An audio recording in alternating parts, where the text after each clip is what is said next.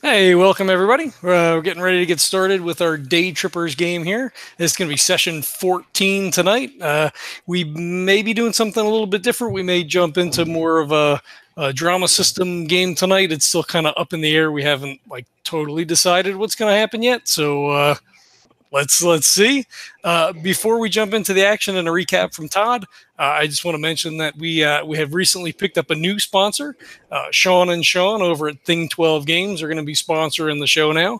That'll start in October, so we'll have a coupon code for everything they're selling on the through the store. So we'll have some sponsor moments. We'll throw that on the front of our actual plays here. So as not to interrupt the action once we get going.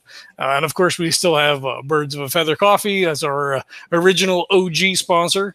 So if you're a coffee drinker, we'd appreciate it if you check that out. As always, there's a link in the show notes. Once we get Thing 12 up and running, there'll be banners and social media shares and the links in the show notes and all that kind of stuff. So we hope that you'll support the sponsors because that helps support the show and allows us to do conventions and pays the bills for SoundCloud and all that other kind of stuff.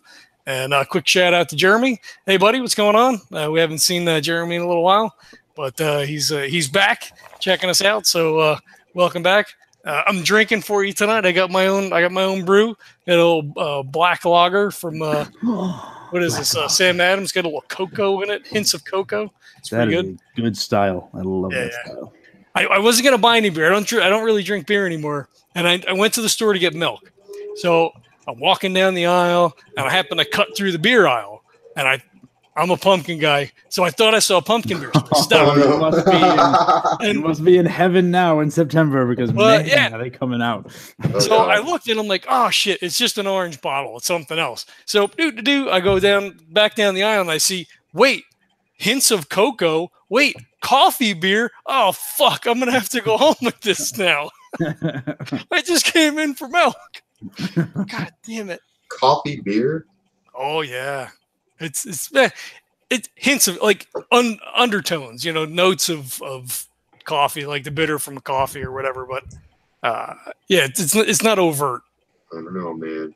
Coffee stouts are, if it's done, well, I shouldn't say that, but if it's done a certain way, they can be very, very good. I agree. Same thing with pumpkin. I don't like all pumpkin beers, but a good pumpkin beer. Oh, I'm a purist, man. I like plain donuts and vanilla ice cream. I like my coffee to be coffee and my beer to be beer. Mm-hmm. John, if way back when the men knew who the men were and the women knew who the women were. This is probably an unpopular opinion, but working sort of on the outskirts of a beer business, if you find a good pumpkin beer, let me know because I have not found one in all of my years. I enjoyed this. I think it was like Saranac or something. It had it was a black label with a pumpkin on it. And it's been a long time since I've seen it, but I enjoyed that one when I first had it. The Blue Moon is terrible. And I like Blue Moon, but they're pumpkin beers. Ugh. I never understood it. All right, there's an anti-commercial. Yeah. You do everything here on Legends of Tabletop. Anti-commercials? Oh, we have it all. Next on Beer Talk. Product displacement. I'll have to cut all this shit out and stick it at the end after the credits. All right, I'm going to kick it over to Todd, and he gives us a recap for last session, and let's figure out what we're going to do tonight. Oh, boy. We spent 4 sessions and something like 21 days, 30 days on the planet of Inra, seeking Iranian orchids for that spoiled, snot-rich kid, Scilla Sardacian, who's going to show up tonight and pay you, so that's good. Money's good, right? Yeah. But along the way, you ran into a fellow day tripper named Mark Forepaw, who turned out to be a lying son of a bitch, who siphoned all the power out of your ship and took off, leaving you stranded, and you had to radio back home and call for an emergency pickup from Hector Valdez and his crew on board the Malbicho. So they finally got you back to Earth, You end up in Bay 10, and then the Malbitra takes off again because they keep Bay 10 empty at all times. And then he'll be back. But for now, we left with you guys walking out to the car, and it's time for you to go debrief to get back with Bento. You brought a bunch of booty and made hella experience points on that mission, which is, I guess, the whole point of spending 21 days on Inra. You got fire pellets, you've got sacks of water spider venom, you've got fungus pods, 30 of those orchids, which are worth a megabuck each, 2 UFA blankets, whatever the hell those are worth, and 1 amoeba brain. I will be keeping one of the UFA blankets. Nash would have given the other one to. Thank you. I do accept. I will have 2 UFA blankets. Yeah. To the woman that we picked up. I can't remember what her name is. Anel was her name. Anel, yeah. I mean, if she hadn't brought any sort of memento back, he would have given it to her as a peace offering. I think when we ended the session, Nash was kind of like back and forth. Like when they were on the planet, he was like, fuck them. And then, by the time they got back, for him, like he saw the passion that she brought to what it was that she was doing as far as like with the UFA, and it kind of reminded him a little bit of Susie. So that's why he was like, well, we're going back and, maybe we can, and then no. No, Nash, you've got to watch yourself. I see that look in your eye. Yeah, so he fall into this again. he gives her the blanket before they leave. And, well, at least she's of legal age. She's 19. Yeah. I'm just letting you know. Yes, that's good. I assume good she information. But so I guess we. What time of the day or evening is it when we arrive back? Back on Earth. I know that we established that. I felt like it was evening, but I don't know when. Let's say 6:30. The sun is just starting to go down. All right. Reggie, you wanna let Bento know we're on our way in? I'm sure he's probably expecting us. He's probably not real happy. Sure, yes. I will send out a message saying that we are incoming. Duke, how you feeling? You all right? Who are you talking to? To Duke. Oh. Duke got really beat up, so he's checking on everybody now. Yeah, Duke. Duke turns out to be rather easily depressed, and he had a much better opinion of himself before he started working with you guys. And Jesus, you're gonna kill Nash. He gets the feeling that, like, maybe he's not cut out for this day trip and stuff, or maybe he just wasn't as hot as he thought he was. But he feels like every time he does something, he fucks up, and he ends up getting hurt, and he ends up wasting time and energy.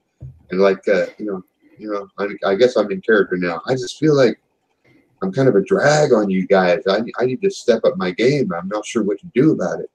I mean, you guys, save my ass time and time again, and I just keep fucking up. No, Duke, he stops and assuming Reggie and Tom are still kind of walking, he stops and he grabs his shoulder and turns him around and he grabs each side of his face. Whoa. And he's like, look, this is on me. I need to put you in a better position to utilize your skills to the maximum of it. I put you in a bad place. What's not wrong? It's not you. It's me that's wrong. I let you down. It's my fault. Look, you are the man. You could snipe a flea off a fucking jackrabbit's ass. I know it. You have got this. Look. Well, I mean, that's kind of what I'm saying. I'm just, I've always been placed in position and given a target, and I can take care of that kind of shit. But trudging through the jungle and military formations, and just, I don't know, man. I guess I need to train harder. Look, you and me, look, take a day or two. Like, I mean, I can't take a day off. We got to work, right? I mean, whatever. But, I'll talk to Bento. Look, do we get you like an extra day off? And then when you come back, you and me, we'll hit the holodeck. We'll hit it hard.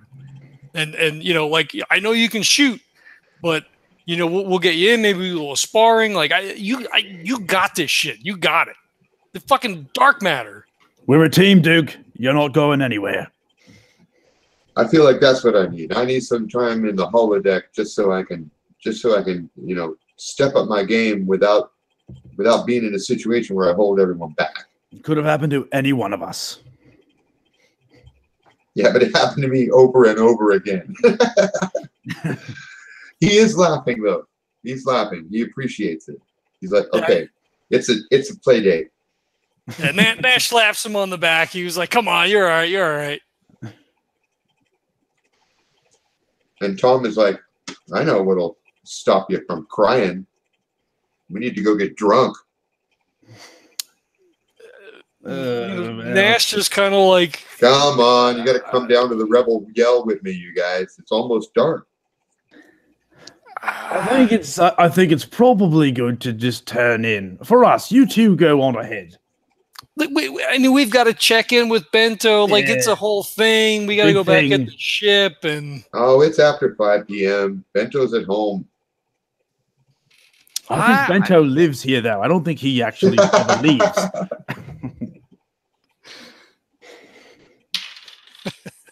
Well, I'll tell you what. After 21 days on that fucking rain-soaked, deadly place, I am ready to tie one on. So I'll hang with you guys for a little bit, but then I'm going down to the Rebel Yell. And anybody who's with me, you got an hour to decide. Like you guys tear it up. You and Duke go have a good time. We'll check in. We'll handle all the paperwork. Don't worry about it. Yes, I'll be doing paperwork too. I'm sure. Nash just kind of like turns and looks at Reggie like, okay. What? Yeah, no, hey, Bob. I can help. Paperwork to go around. All right. You have it. You got my number. You know where I'll be. Oh, we've got your number. Let's go. I got the first round. Let's go down there. So they pile into a car and head off for the Rebel Yell. That's Duke's favorite car. I'm sorry, that's Tom's favorite car. Yeah.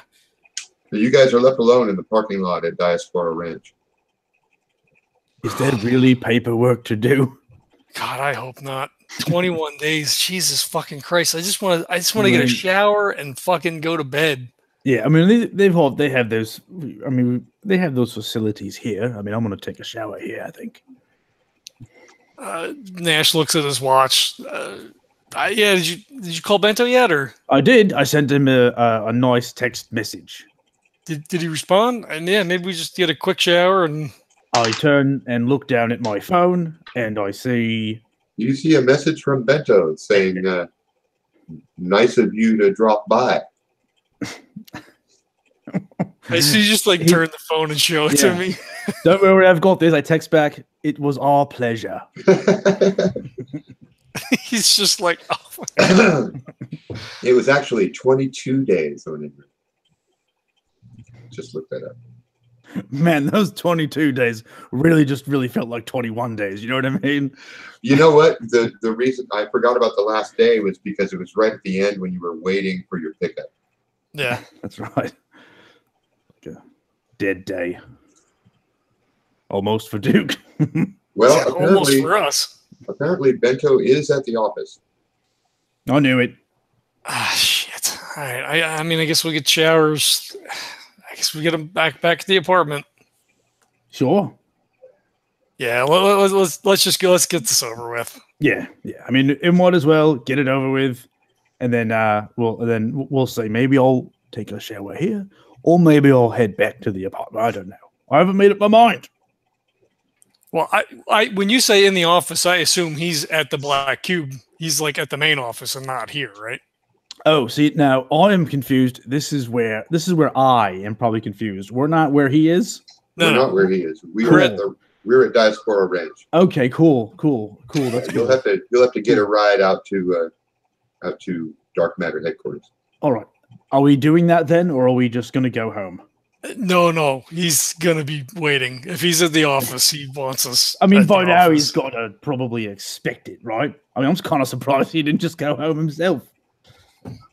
Well, he had to call another team in to come and extract us. So, I'm sure he wants either the details or to chew us out, one or the other. All right, well, let's go give him the details and then get chewed out. Let's just do all of it.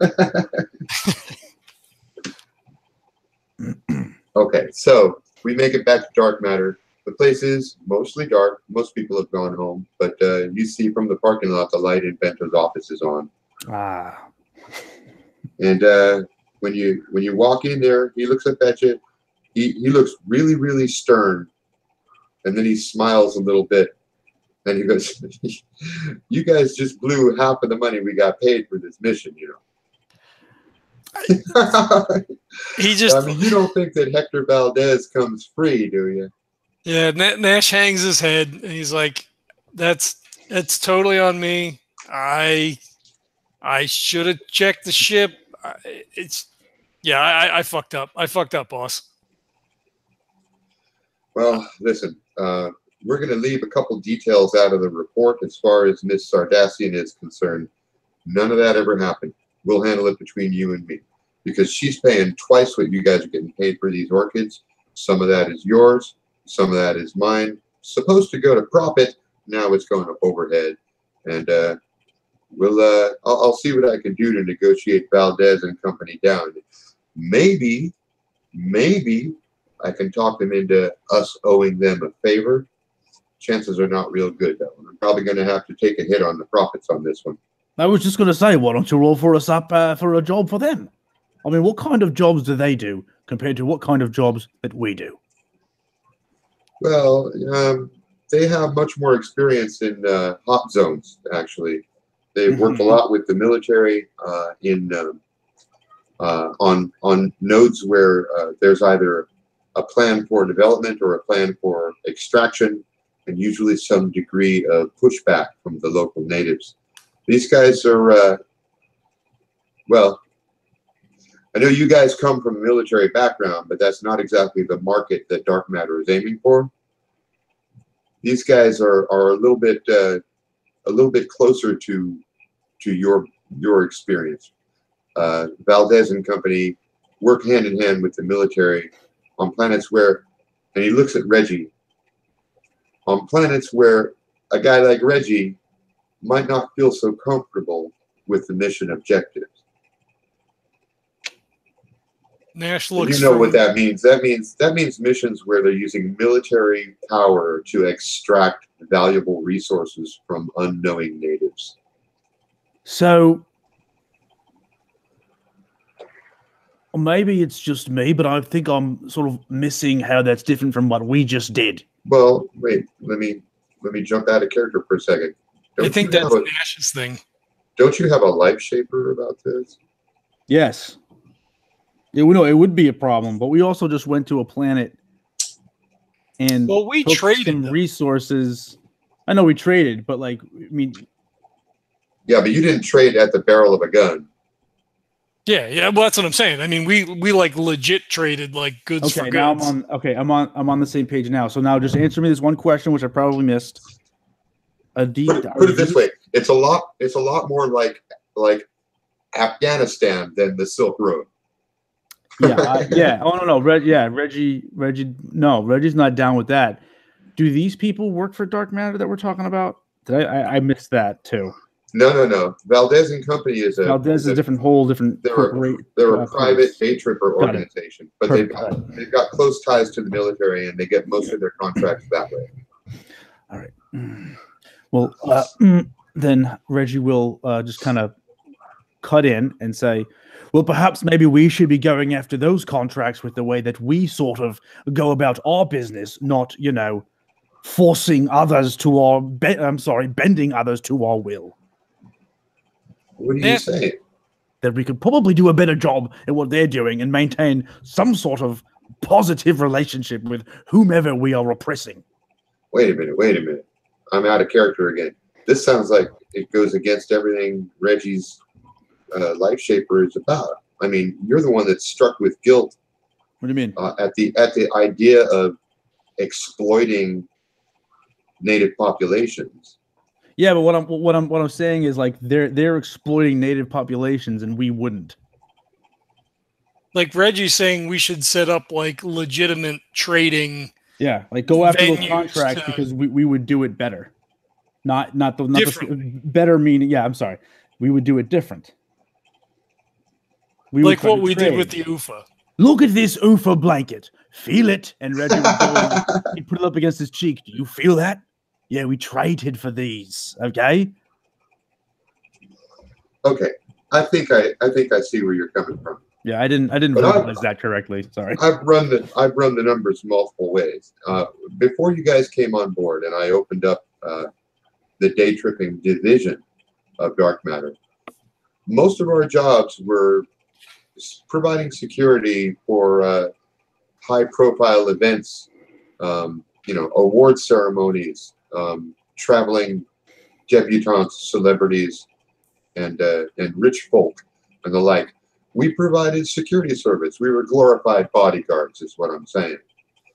So that's what we're best known for.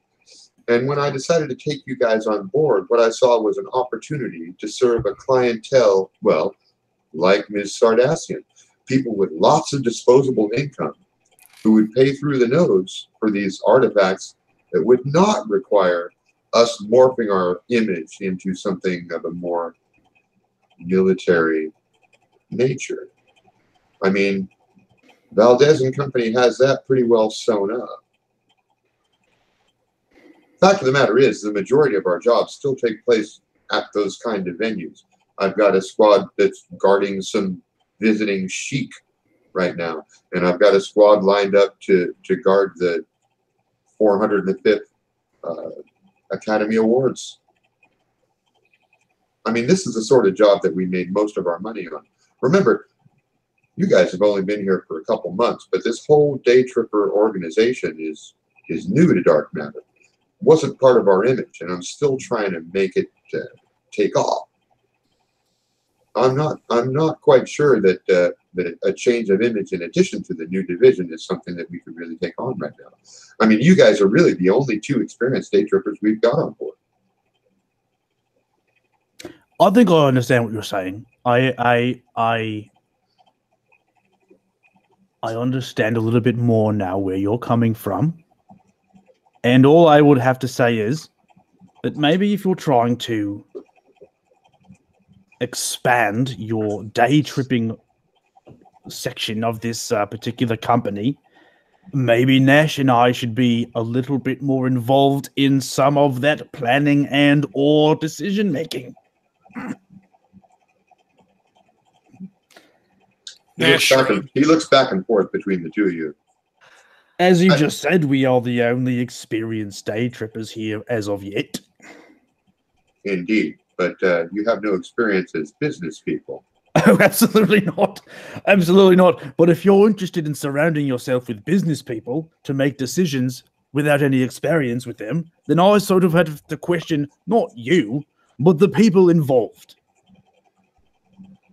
It's sort of like any other company where they just say, hey, we're going to start a business and we're going to make all the decisions based on theoretical education that we have. And the people who are the most experienced below us have absolutely no input.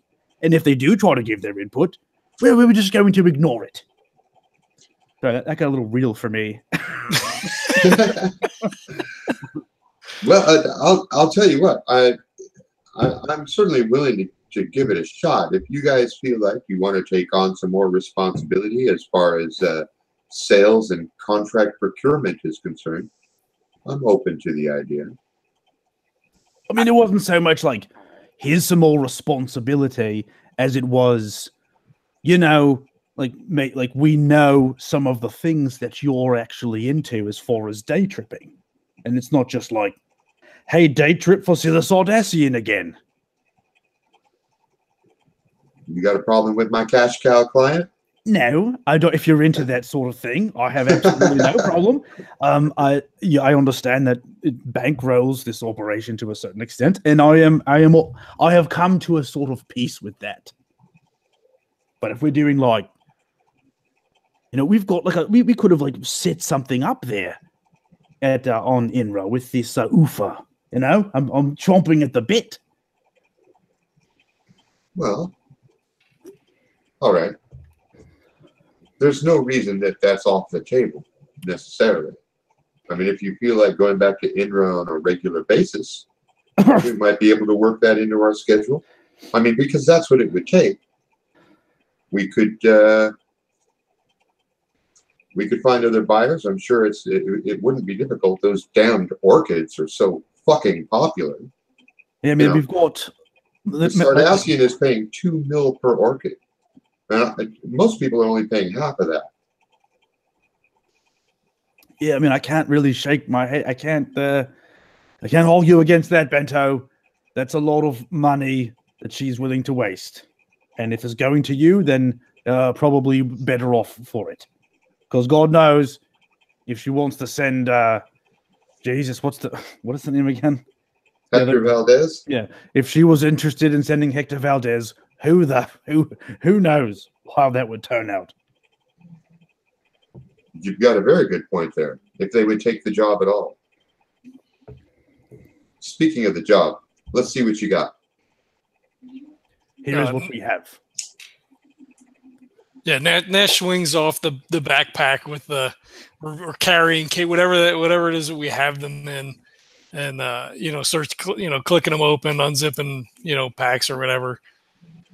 So yeah, we're able to trade for 30. Well, we found some of them. We traded for the rest, but we got 30 of these things. He's doing a little math.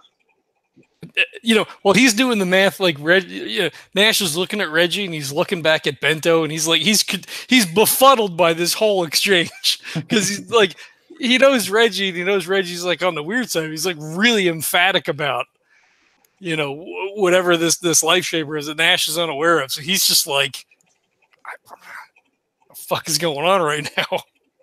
Read us the life shaper, John. Well, I think you're probably talking about belief that dark matter should be doing more good. Yeah.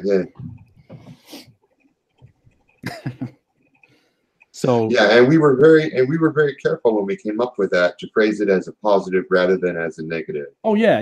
And that was the whole point of him saying, let's go after some of those contracts where they're going to go blow a place up. We'll go set up trading outposts and like things like that. But Reggie might not be understanding completely what's going on in some of those militaristic zones. Maybe not, but you can imagine the sort of extraction that the military does right here on the planet Earth, and just yes, that's part of the problem for me. That's why I used to go see my Therabot nightly. Right. So Valdez and company are definitely aiming for a totally different market, and Bento thinks that's a good thing because he's trying to find a niche that's not already dominated. Mm-hmm. And because dark matter has always provided security and bodyguard services for rich and famous people, that's just seemed like the natural inroad for him. Reggie's going to say one more thing to Bento. More about import export, more like import export than extraction. Yes. Reggie's gonna say one more thing to Bento, if that's okay.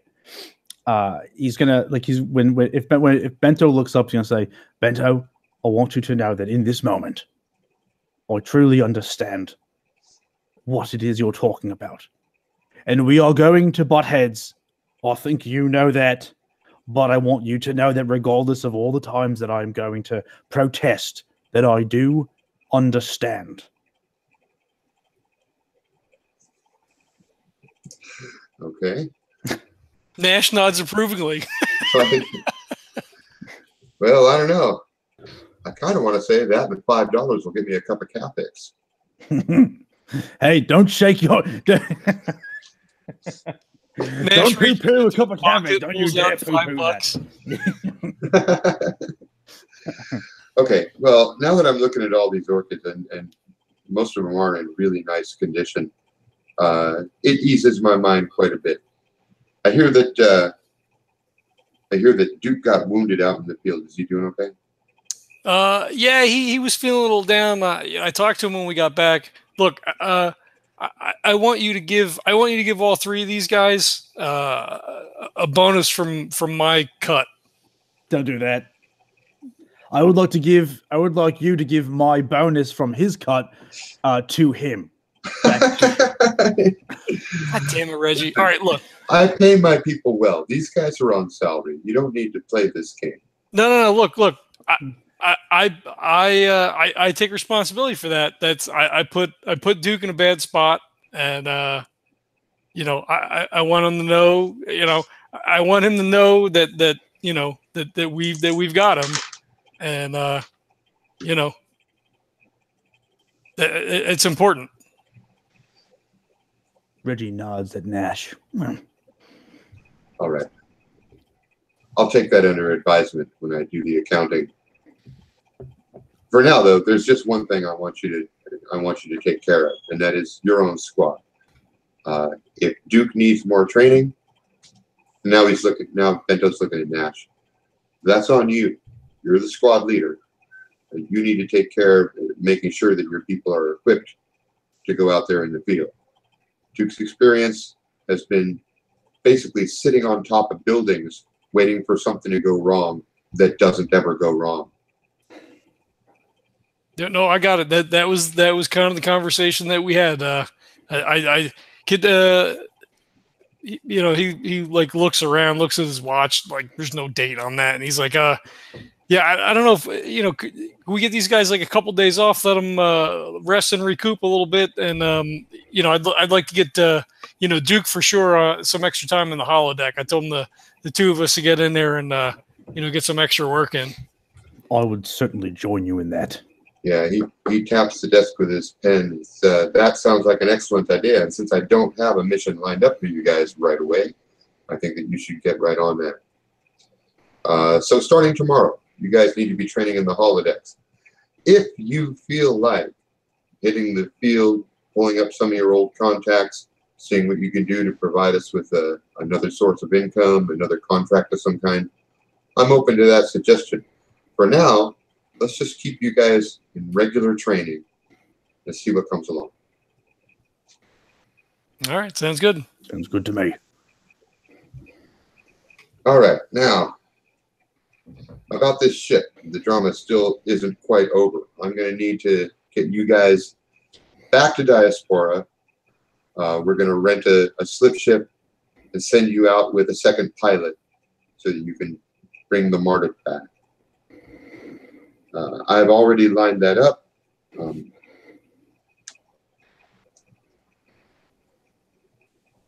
You guys know Steve-O Tar? And you don't. You've never heard the name. But he's a good pilot. He's got a 4-man ship, and he's a little bit down on his luck lately. So I managed to procure his services for a short jump. I just need you guys to go with him out there. It's just going to be you two and Steve-O. Take a microfusion generator, power up your ship, bring it back safe, and tomorrow morning we'll talk with Ms. Sardacian. You guys handle this tonight? He looks over to Reggie. I don't even know if we. I could probably just go with him, right? You can turn in. No, nobody goes alone. Okay, well, he'd be there with me, right? The pilot. He's gonna be. It's fine. We'll take care of it. All right. All right, and you guys need to head back to Diaspora. I'll make sure Steve is there to meet you. Okay, he's got a Steve-O Tar, yeah. Steve-O Tar. He's got a 4-man ship called the Monster, and from what I've heard, it's a real piece of crap, but it'll get the job done. Well, it should be a fun ride then. Well, Reggie, if you can, kind of give it a once-over without being too obvious about it, and make sure we get there. Oh, I'll give it a once-over. I'll give it a twice-over. Right, subtle. I'm going to finish the paperwork here. You guys leave all this stuff here, and we'll do the accounting tomorrow. I'll call Ms. Sardacian in for a lunch meeting, but hopefully we'll have all of our T's crossed and I's dotted, and the ship will be back getting repaired and fueled before that ever happens. So, out you go, guys. Back to Diaspora. All right. What time you want to send in the morning? Oh, regular time. Come in at 9. All right. We will see you bright and early. Which is probably a good idea because Duke and Tom are getting wasted right now. Yeah, they are. You could use this as a teaching moment, Nash. Put Duke through the ringer when he's all, hungover. Oh. Like the good old days, you know what I'm saying? He starts to flush a little bit when you say that because they weren't really good old days. Yeah, I was being facetious, if I'm using the correct word. Yeah, Bento's just looking back and forth. He's completely lost. It's a DayTrippers thing. Don't worry about it. All right. Let's send you back to Diaspora Ranch where you guys meet Steve-O. Now, Steve-O is a guy who's bald on top and he's got a braided beard like down to the middle of his belly. He's thin and wiry and really excitable. He's like, oh, man, so pleased to meet you guys. I've heard a lot about you. You guys have got some tales to tell, I'll bet. Oh, man, I'm really speaking of tails, I'm really liking that thing on the front of your face. That braided beard all the way down. How long did it take you to do that? I spend an hour every day, man. You do that every single day? Well, yeah, because you got to take it all out to shower and clean, and then you got to put it back again. Now, all of a sudden, I just want to let you know that I immediately respect you for actually going through that because I assumed you just didn't wash it as often as you should have. No. Look at this. And he shows you his beard. It's actually a braid of braids. He spends a lot of time making separate braids and then braiding them all together. And one big thing, he's got like jewels and little bits of colored wire or something all decorating it. You might be my new hero. He's like, it's the style, man. You haven't heard? It's called Neo Savage. I don't keep up on all that stuff, but I suppose if it's got some sort of a label, that it's probably a legitimate thing. So I'll just take your word for it. He reaches onto the dashboard of his ship and he pulls up I don't want to say iPad, something. It's like a holographic iPad, right? And he hits a couple holographic buttons and he shows you the latest issue of Neo Tribal magazine. So it's got these people who put like cybernetic implants with like extra teeth and points in their heads and tattoos all over their bodies. And so Reggie puts his hand on the hollow iPad and pushes it back to him and said, I said I respected you for what you did. I have a very vivid imagination and I'm not sure these images are going to go very well for me. So I'm going to ask that you put it down. Hey, listen, I'll take you to a club sometime. You meet some of my friends. They are crazy. I'm pretty sure that would be a bad idea. But maybe. We'll see. You're not into that? That seems like the kind of thing you might be into. A new tattoo, some little dermal things. I don't know if you remember this, but I have very vivid nightmares that bring me to places that I don't necessarily want to go. Yeah, no, that's fair. That's fair. I understand. I'm trying to be in a little bit more control of my stimuli, if you know what I'm saying. You want to talk about stimuli? Look at this. Steve-O rips open his shirt. He's got a tattoo on his solar plexus of like a screaming dragon head. And he's like, and it looks really weird. It does not look like the clean, pristine lines of modern tattoos. That's because this was cut out of my flesh in the Maori fashion. The ink was rubbed in by hand. This is the way they used to do it hundreds of years ago in the Pacific Isles. Reggie's eyes roll into the back of his head, and he faints. Nash goes to grab him. He accidentally grabs his boner. I think we should roll for that. Too. We've got the Marduk. Okay, so you want to take a surreptitious look around the monster? Yes. Give me a brains roll. I will do that. Could I throw in my piloting airspace thing? Oh yeah. What, at the full 2 or half? Full 2. Full 2. Total 7. Oh yeah.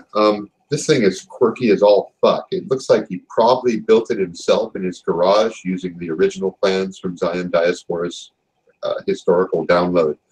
This thing has got like an ancient flux capacitor on it, and yes. Okay. Sorry. And it looks like the kind of thing where like you have to kick it once in a while just to keep it going, right? All right.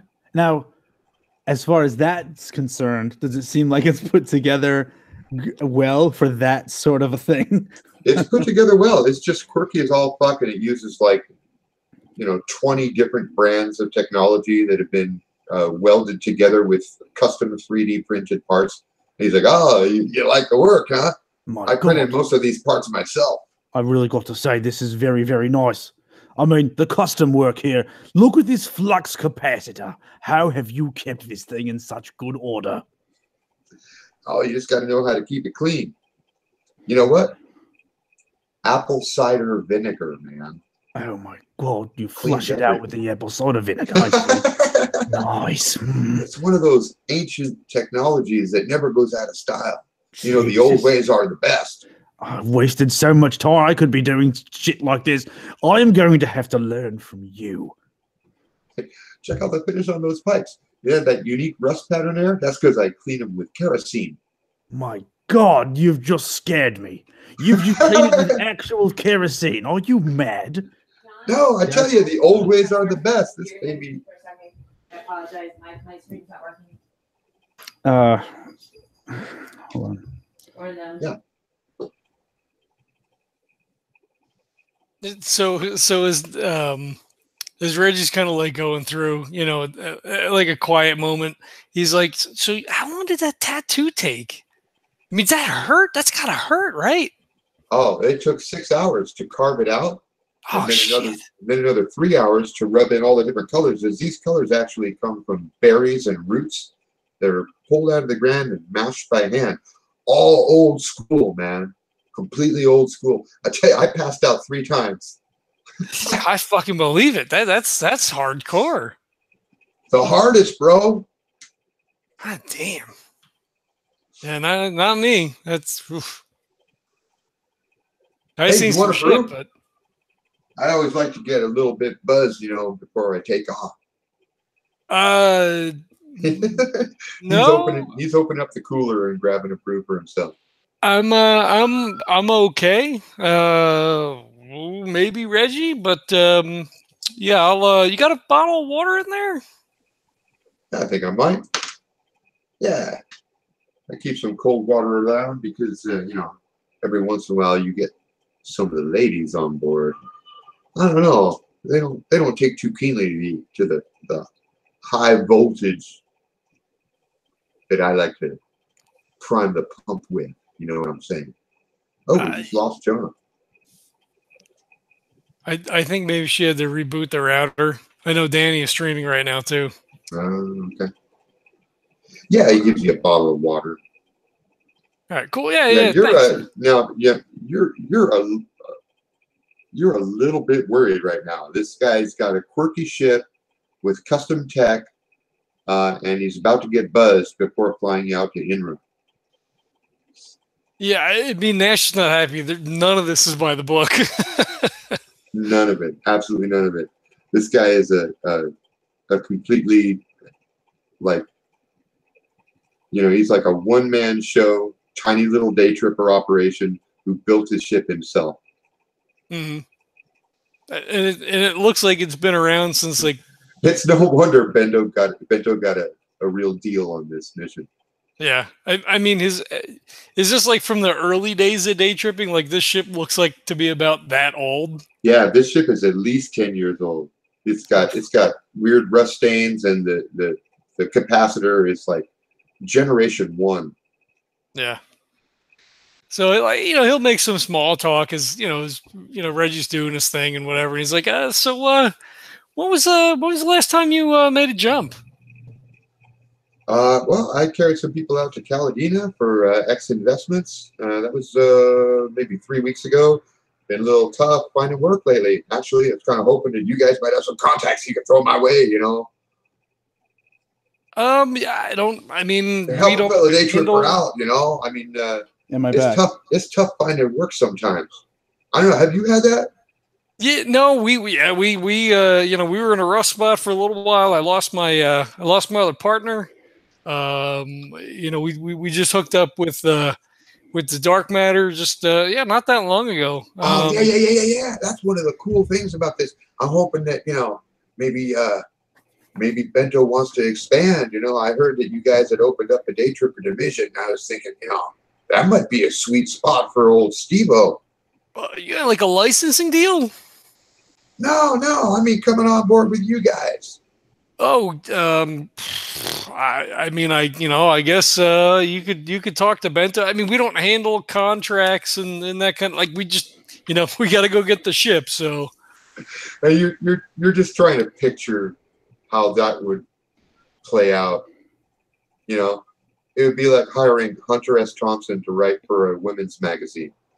Yeah. Yeah, Nash wants no parts of it, and he knows that Bento wouldn't have anything to do with it. So he's, you know, he's just kind of like brushing him, giving him the brush off. Hey, well, you know, if you guys can put in a good word for me with Bento, you know, that'd be really cool.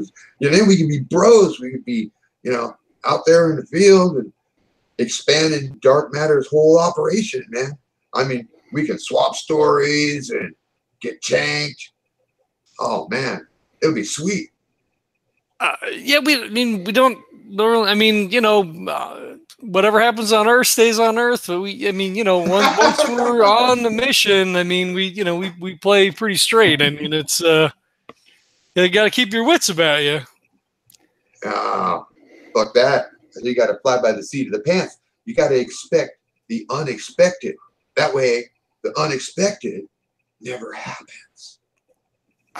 Hey, you want a beer? I wasn't expecting that. Reggie snaps out of his catatonic state that he just dropped into. I think Reggie has been like maybe walking around the vehicle looking at these weird pipes and this bizarre ancient technology. This shit is all first generation, and it's all been cobbled together using custom 3D printed parts. Yeah, he says, hey, why don't we just see how this goes first before we go adding you to teams and whatnot? Hey, all right. You still want that beer? I mean, I don't. I'm driving. No. I'll be driving. But I will be eventually. I'll be driving the Marduk. Come on, man. You got to get ready for the whole buzz and slip space dynamics, right? I mean, shit. When that kicks in, whoo! I'll tell you, it's best to be a little bit, you know, how they say it, in the zone.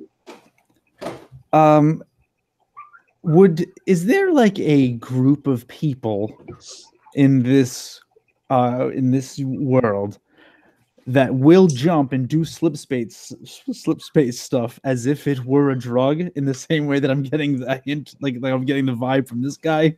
You get the vibe from this guy that he approaches all of life like it's a drug. Okay. All right, cool.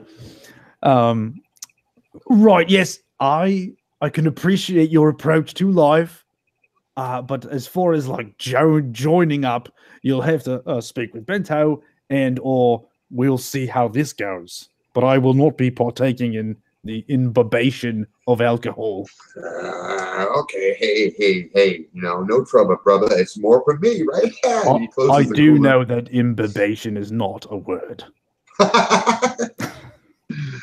All right, what do you say we kick this monkey? Yeah, let's yeah. You have a monkey. That, and yeah, let's get where we're going. We've got the generator. Everything's set to go. Reggie, you got your gear? I do.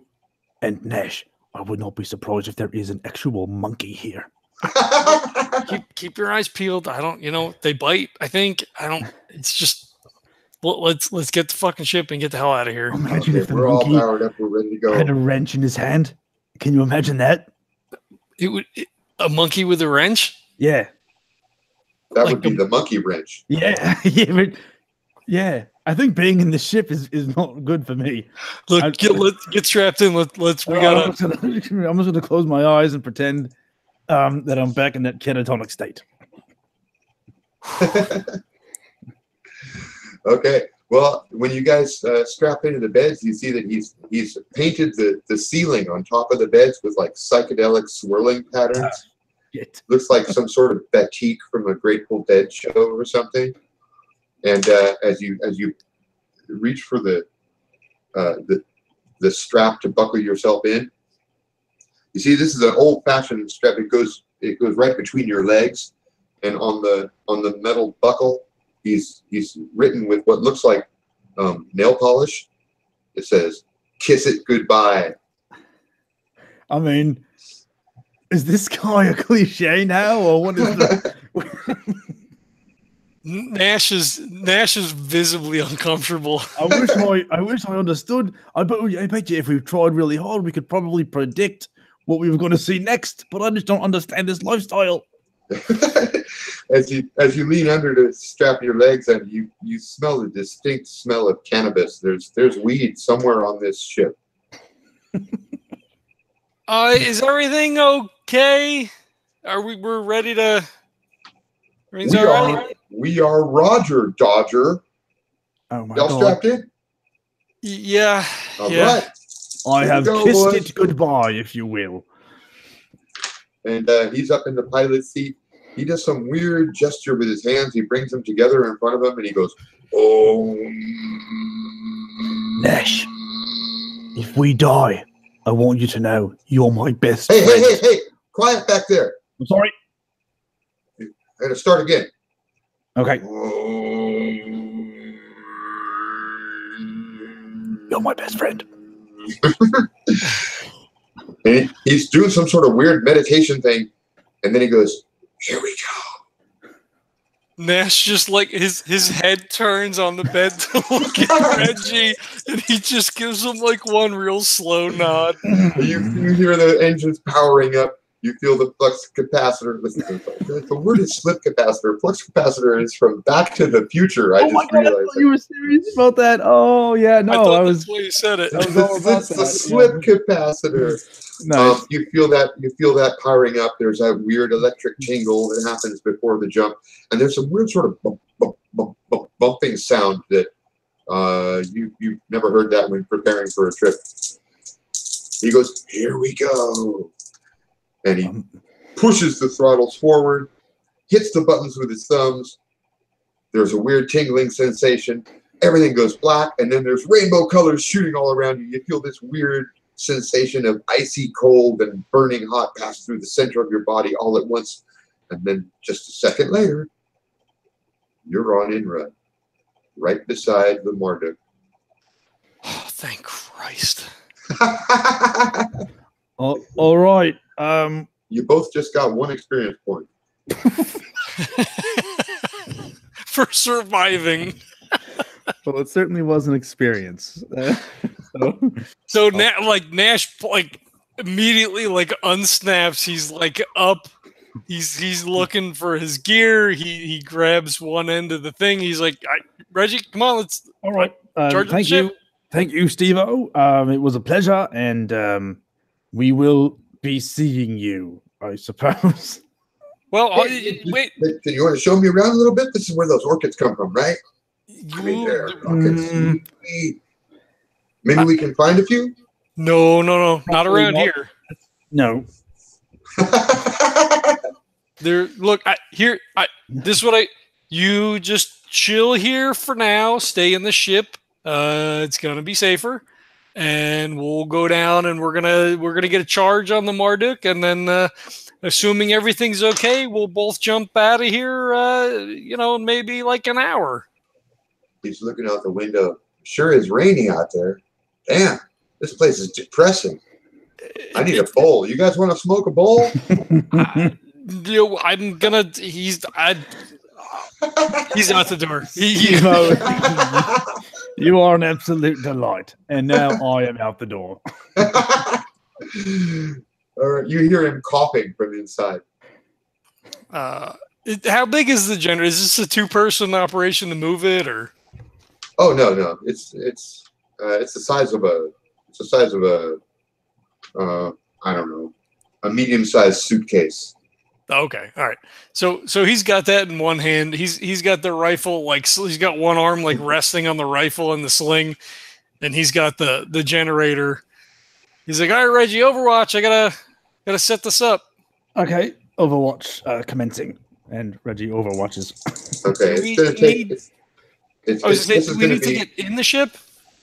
Yeah, you need to get inside the ship. You got to wire the generator to the ship's power source, and this is going to take about an hour to get enough power generated to take a jump. Okay. So I'm going to need an electronics roll from you.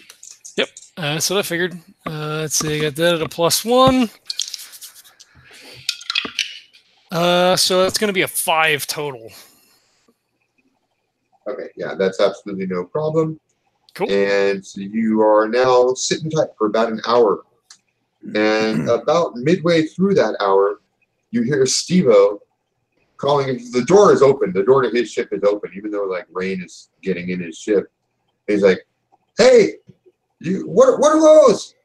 And you see through the windshield. He's pointing up in the air. There's a little flock of flying cabos coming this way.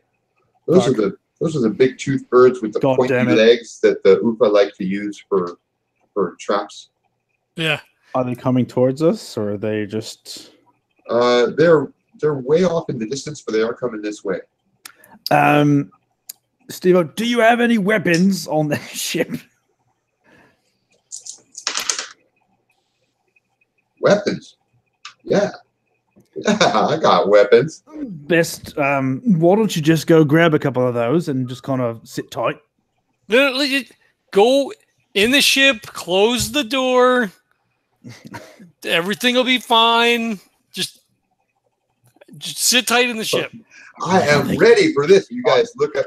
You see Steve-O is now standing in the open doorway of his ship. He's got his shirt off. He's painted war paint on his face. Oh my god! And he's holding 2 one-handed crossbows, one in each hand. How did he do that so quick? How does he expect to reload? He looks excited. I don't. He's like, all right. Have you guys fought these things before? Do they have a weak spot? I mean, you've got 2 crossbows. Yeah, you want one? No. No. I want you to have, at the very least, 1 less crossbow, so you can reload. I'll just drop it once the bolt is gone. I got some extra bolts here on my hip. Look, the old technologies are the best. Repeat after me. The old technology. Wait, what am I doing now? I'm not going to repeat after you. Get in the fucking ship, for Christ's sakes. Unfortunately for Steve-O, the flying cabos take a turn. There's 5 of them, and they start heading inland. So okay. Damn it. All right, they're leaving this area. Steve-O is waving the crossbows in the air, and he's shouting, "Yeah, you pussies!" I'm going to go tackle Steve-O. Actually, I'm probably too far to do that. I assume the ships are kind of side by side, so it's not that far. Yeah, you moved the Marduk a few yards to the side so that the Malbicho wouldn't materialize in the same space as your ship, remember? Ah, yes. So Nash had grabbed the gun and was, getting ready to make a beeline to the ramp when they kind of like turned the other way. So he's like indecisively kind of like near the door, kind of like watching out the window. I mean, there's nothing to do. The ship is going to charge itself. Yeah, trained on them. Steve-O lets out a low whistle. He's like, "Shit. How much are those things worth back home?"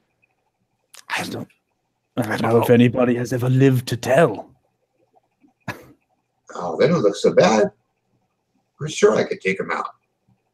Reggie just turns and looks at Nash, gives him like a shit look, like, what the fuck? So he I don't remember the exact details of the story, but Nash, as they get further and further away, will relate the story of how they were beset upon, and Duke took a mauling, from those birds. It was only with great effort and automatic weapons fire were we able to make it through. Yeah, that's the problem. You guys weren't ready for the unexpected. Like I'm telling you, you got to stay loose. Like he starts waving his fingers around in front of his eyes. And he's like reality is like this, man, all the time. You got to be loose. My mind is totally open. I would actually like to see him in a fight just to see how he applies all of this in a combat situation. I don't think he's ever been in a combat situation. Like I think he's lucky. I think he's just a lucky son of a bitch. Let's just take him out a little bit. Let's just take him out to the No. Remember that whom thing? We just go see how he deals with that.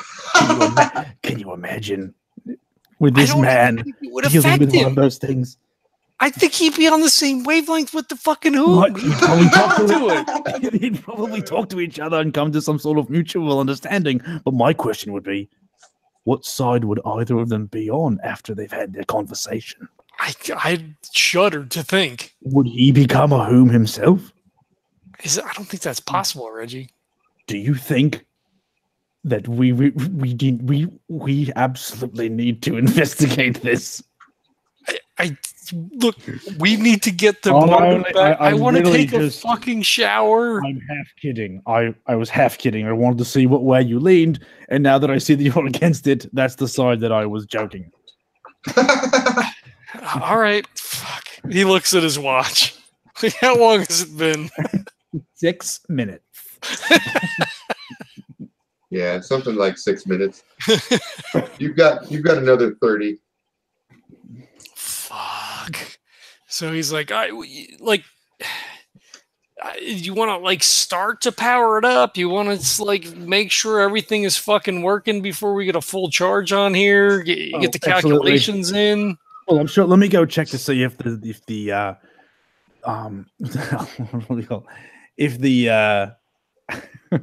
I don't know terms.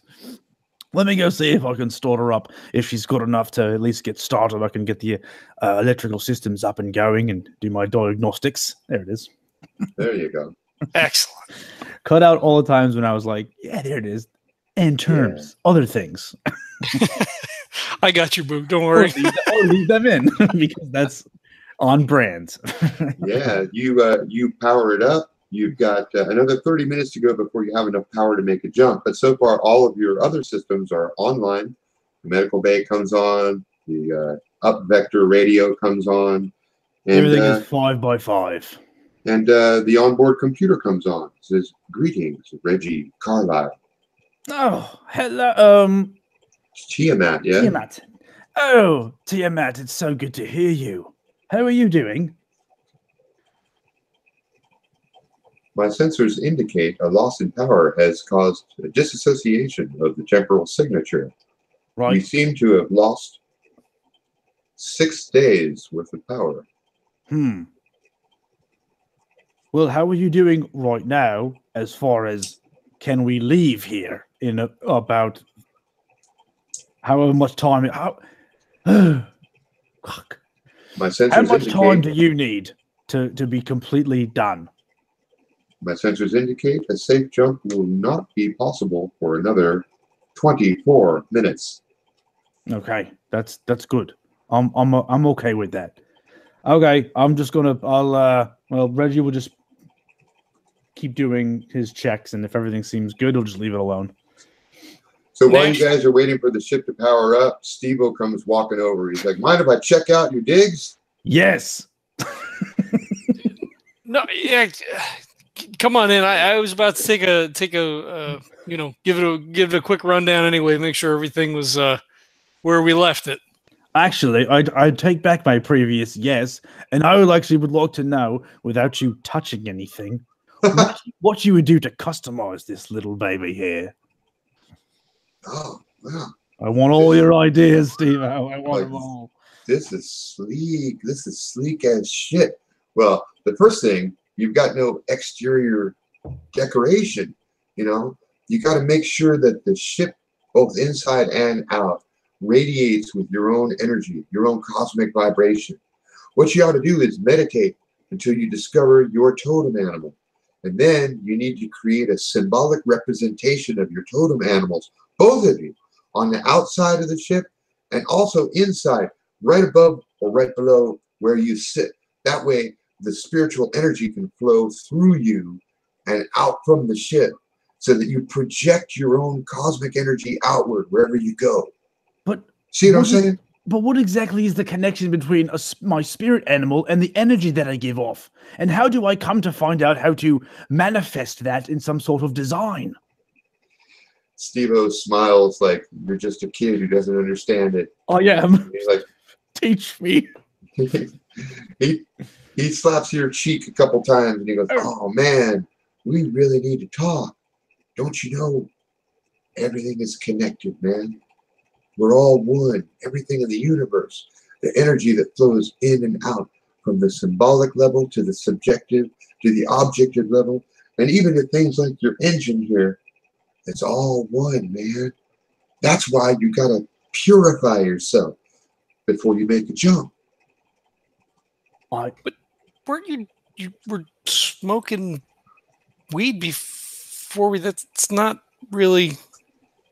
Yeah, that's how I get in tune with the cosmic vibration, man. You got to wipe all that mess that the real world puts in your head, clouds your vision, makes it hard to feel the cosmic energies. You got to get into the zone and feel the power of your spirit animal pushing through you and out through the ship and out through slip space, so that wherever you go, it's just an extension of your own soul. Reggie looks at Nash and says, I must know what my spirit animal is. He rubs his head and he turns on his heel and he goes and gives the ship a once over. Everything seems to be good. And for the next 20 minutes, Steve-O is talking to you about his journeys through the South Pacific Islands and how he met the Maori tribes. He's taken ayahuasca in South America, and that's where he discovered his spirit animal was the jaguar. And you now realize that it's a screaming jaguar, it wasn't a dragon. I was just going to say, my spirit animal might be a screaming sister. It could be, man, because that's the secret. Once you get to that level, you realize all worlds are one. When you move through slip space, you never actually go anywhere, man. You're always in the same spot while the world reconfigures itself around you. I sort of always thought that, but I never really truly dug in on that concept. Do you lucid dream, Steve-O? Oh, you know it all the time, bro. Oh my God. Me too. Ha ha! He tries to do some weird handshake with you that like you totally can't get the handshake. He's trying to make you do we're like smacking hands again. Yeah. Nailed it. Close enough, bro. I'm relatively new, but I've been researching a lot about it. I'm trying to become proficient at it. But you got to take yourself to a space where all of the energy of the outside world falls away. You got to forget everything that you've learned and then listen to yourself from the inside, because that's where everything really comes from. He slaps the panel next to him. He goes, this world, man, it's not real. Right. Nothing's real. Nothing is real. There's no reason why I can't lucid dream in the real world. They're lying to me. Now you got it? Nash walks up at this point. What was that about?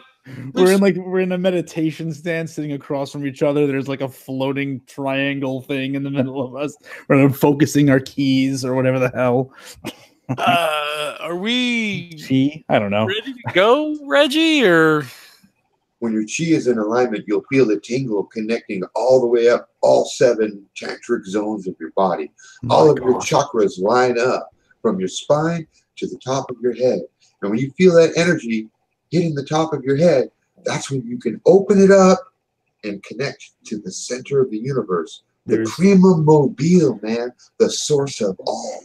There is something strangely erotic about all the things that you just said. Oh, you know it, man. It's like having sex with the universe. It's like your whole body turns into one giant boner. Oh no, trigger word. Reggie's eyes roll back. And this actually is starting to make a lot of sense to Reggie. Reggie's had dreams like this. Reggie's on board once he started talking like that. I mean, he still keeps going to keep this guy at arm's length, but he might have some ideas that I might be willing to dive into. Tell you, man, nothing's real. You're just a spirit. And the cosmos assembles itself around you according to the energy you put out. I feel that. I feel it. You and me gonna have to party, bro. Oh man, I might consider it. I might. Nash walks up behind Reggie and kind of like puts sand on his shoulders, rubs his shoulders, and says, "Why don't you feel us back home, huh?" You shouldn't touch me right now. Oh hey, whoa! Hands up and kind of like steps away. Reggie, all right, Tiamat. Are we ready to go yet? 100%. Okay. Well, I guess this is goodbye. It's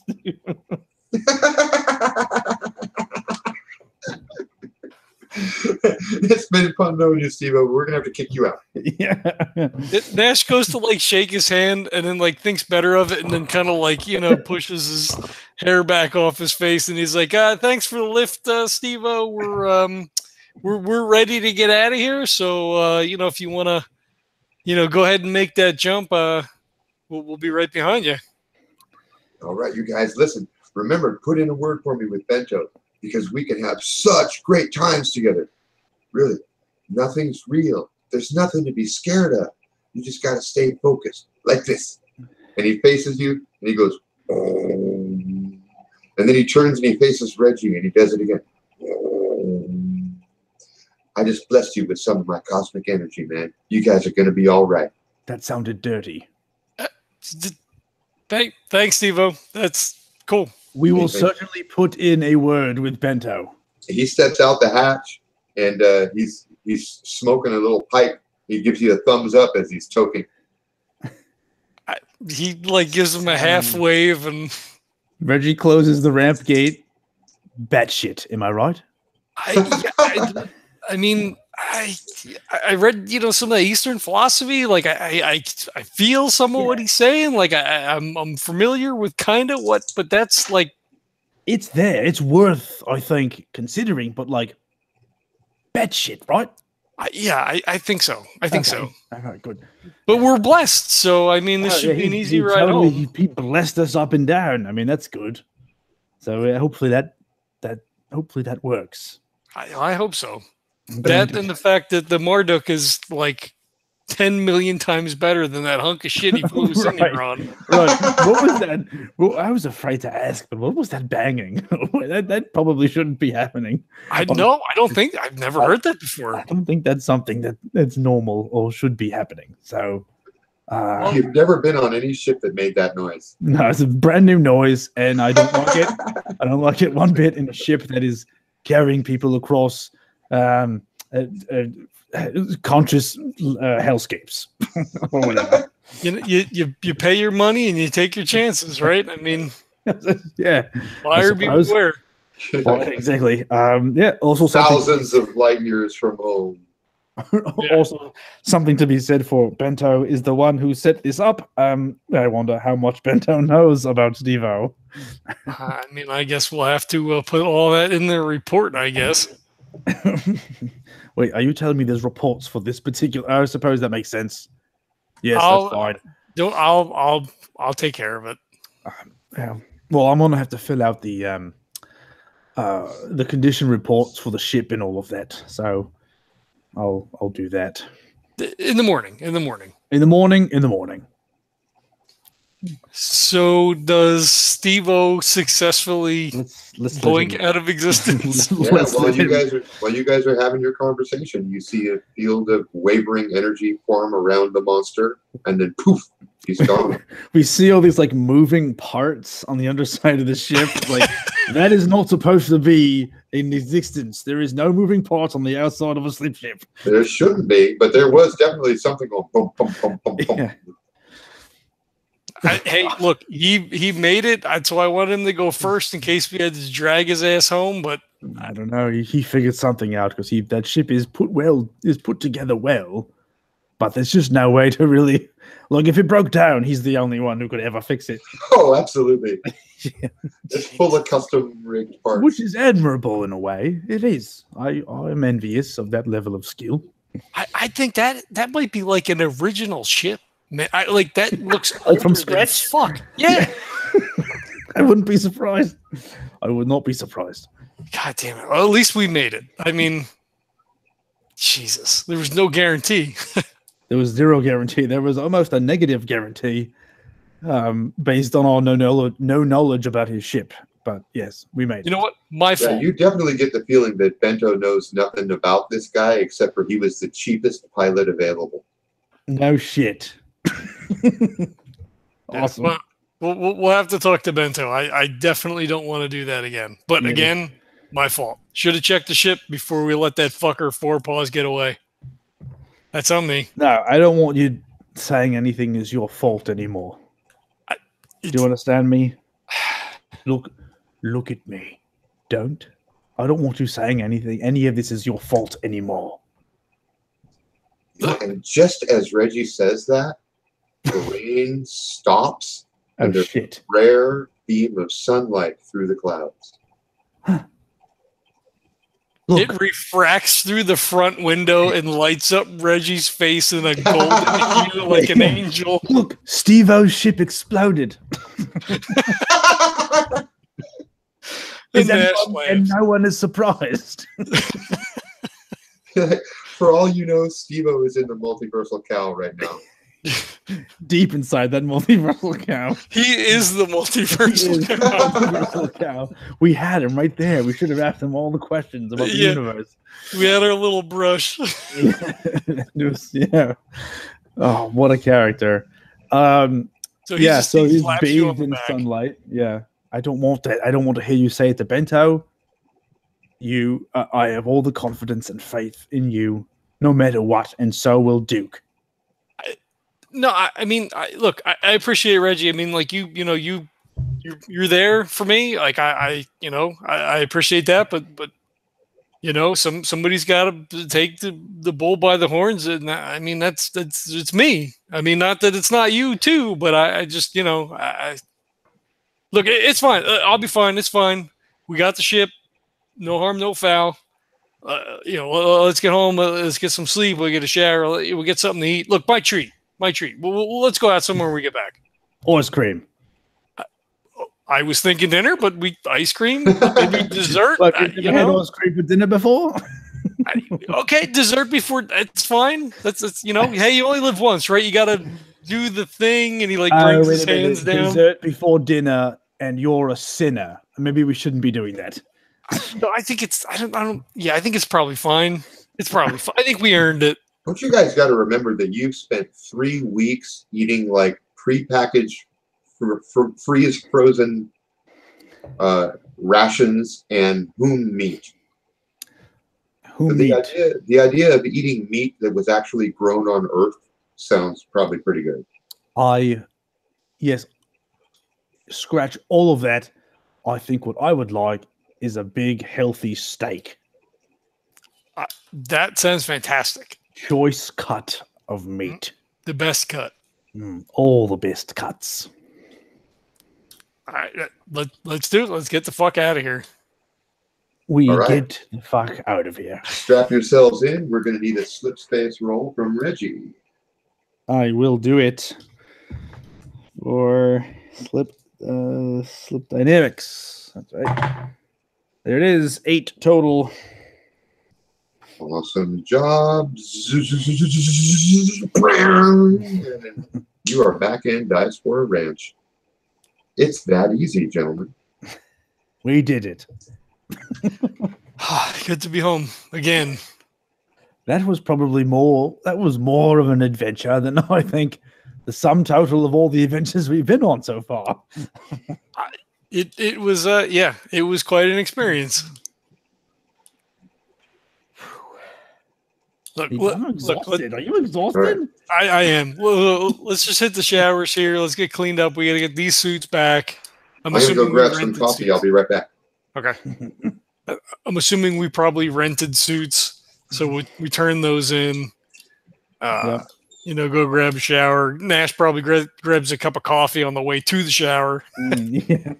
It is. He drinks it by the time he gets to the shower. Yeah, definitely. So, I mean, what do you think? Like, fuck, I thought he was going to give us a couple of days off, but fuck, he's coming tomorrow and fucking train. So, like, well, it's sort of the debrief, though, too, isn't it? Like, we have to sort of be there for the whole Scilla Sardacian. Yeah. What the fuck is her name? Scilla Sardacian. That's her name. Yeah. I mean, she likes us, I guess. I guess that's good. I don't know. It's good for Bento. Yeah, it is. I should probably soften my stance on some of that, but still, I mean, this is a waste of. I don't want to say waste of time because the dark matter does benefit, but we're not doing anything. We benefit. I mean, this is not a bad lifestyle, I guess. All things being equal, there's a little danger, but I mean, you gotta live a little. I suppose.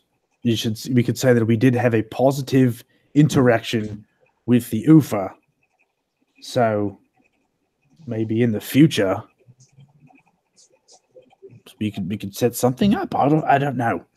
Well, I hope we didn't like ruin it for them, and then they think that all the people that are going to come after us are also going to trade, and it doesn't go as well.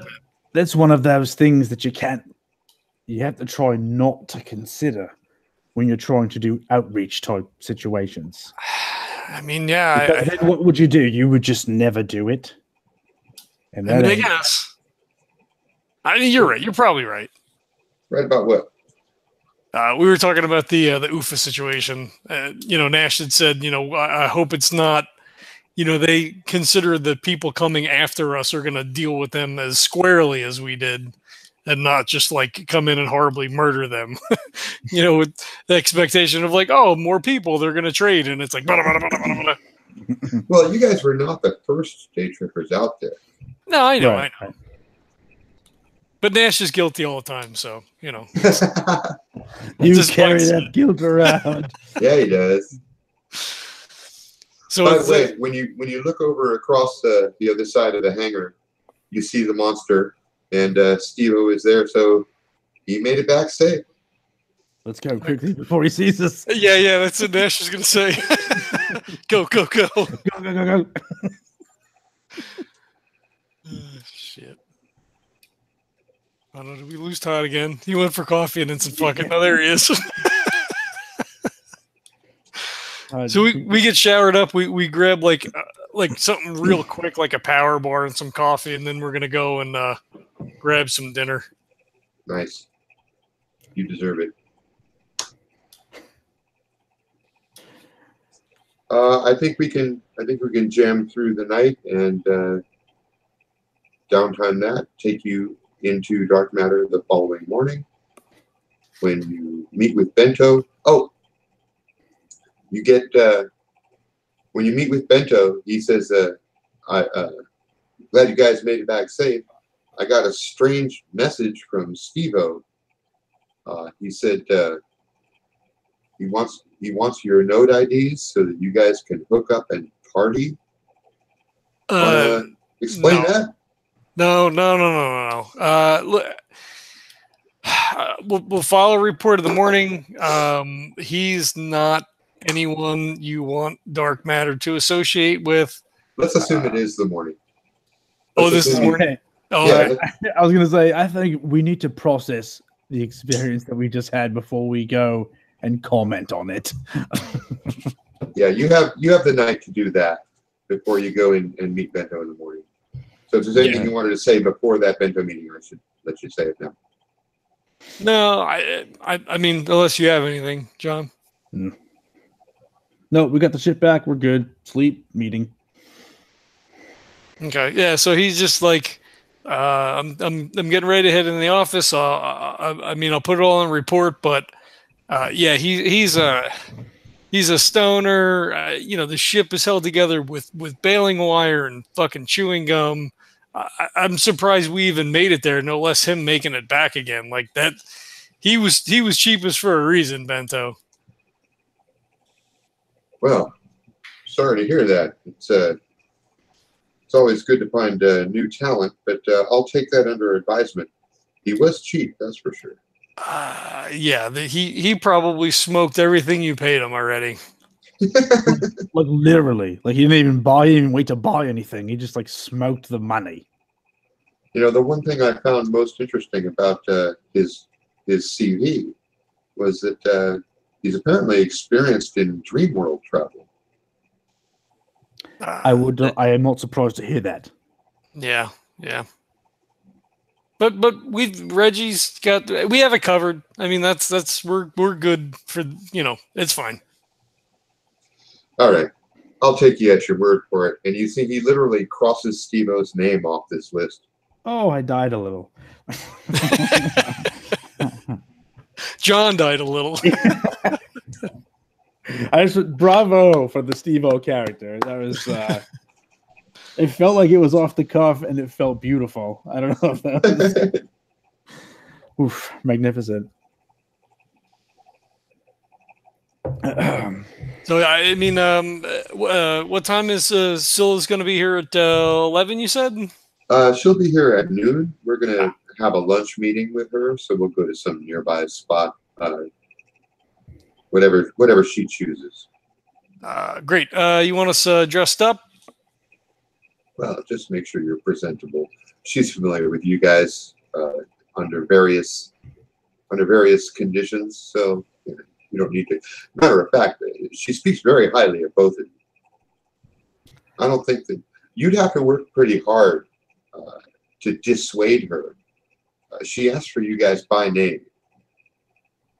I'm not interested in marring Doc Matter's reputation, so I have nothing to worry about. We'll do what we can to maintain that level of familiarity with Scilla Sardacian. Hey, you know what? All you got to do is make sure that you look presentable enough for a typical restaurant. I mean, you've met Ms. Sardacian. She walks around with her tits hanging out most of the time, so I don't think you have to work too hard to clean up. No, yeah, no, we got it covered. All right. Oh, I'm sorry, Nash. I didn't mean to speak for you. I just, it's covered. We're fine. We'll be there. Are we? Should we meet you at the restaurant? Or are we all going together? Sure. I'll send you the details once I've picked a location, and I'll see you there at noon. All right. Sounds good. We'll be ready. Rest of the team here. The rest of the team is here, and I think Duke is already in the holodeck. Ah, excellent. I'll make my way over that way. You coming, Reggie? Oh yes, of course, absolutely. I'm gonna need a montage. I'm gonna have to play that under this now. Yes, you will. I was hoping. Please. When you get to the holodeck, you see that Duke has used some of the encyclopedic knowledge thus far gained from the various DayTrippers journals and reports to recreate as much as he could the Inranian environment, including the Whom. There's a gigantic 3D hollow replica of the Whom, which he can now activate. Oh my god! Does it? Does that have the same sort of influence? I have no idea how to make that happen. I just wanted to try to put myself in that space, It might be. Well, I don't know if that makes sense. If we could replicate its mental attacks. somehow. Yeah, we can talk to Bento about that. Julio might be able to program something in there. Let's give that to Julio. He's got this. Yeah, I don't know if that's a good idea, you guys. Who's saying that? Dude, okay. Well, look, you want to get into the shit. I mean, it can't eat us, right? I mean, it's look, we're gonna work through this shit together. Let me. You want to go just the three of us? You want me to go grab Tom? We get Julio to work on some of the electronics. Yeah, Tom's here. Let's pull him in. All right, where's that? Have you seen Little Kim? Is Bento got her off on something else right now? Little Kim is in the commissary, and Julio is with her. All right. Hey, you Reggie, start getting suited up. Let me run down there. I'll be right back. I will get suited up. Great. So Nash exits the holodeck and makes a beeline over to the commissary. All right. There is much high-fiving and handshaking and hugging and glad to see you back. Shit, 3 weeks. Oh, man, it was fucking forever. It felt like 3 months. Yeah, we heard the whole story from Duke. Sounds like maybe you should have brought little Kim along. Yeah, well, always happy to have you around. You know that. Hey, you just take me out there anytime. I will kick some ass and we'll show Duke how it's done. Well, yes, I totally agree. Duke had a little bit of a rough look between the two of us, the three of us. I put him in a bad spot, and he took a little bit of a wallop, and so be easy on him a little bit. We're gonna go over to the holodeck now. We're gonna work on. He's got the Inranian atmosphere set up, so we're gonna do some work in there. Julio, I was wondering, they've got this thing. It's called the Hume. It's a big fucking thing. He's got it programmed in, but it has this weird, like psychological draw. Like it makes this noise that just it like shakes you right down to your root.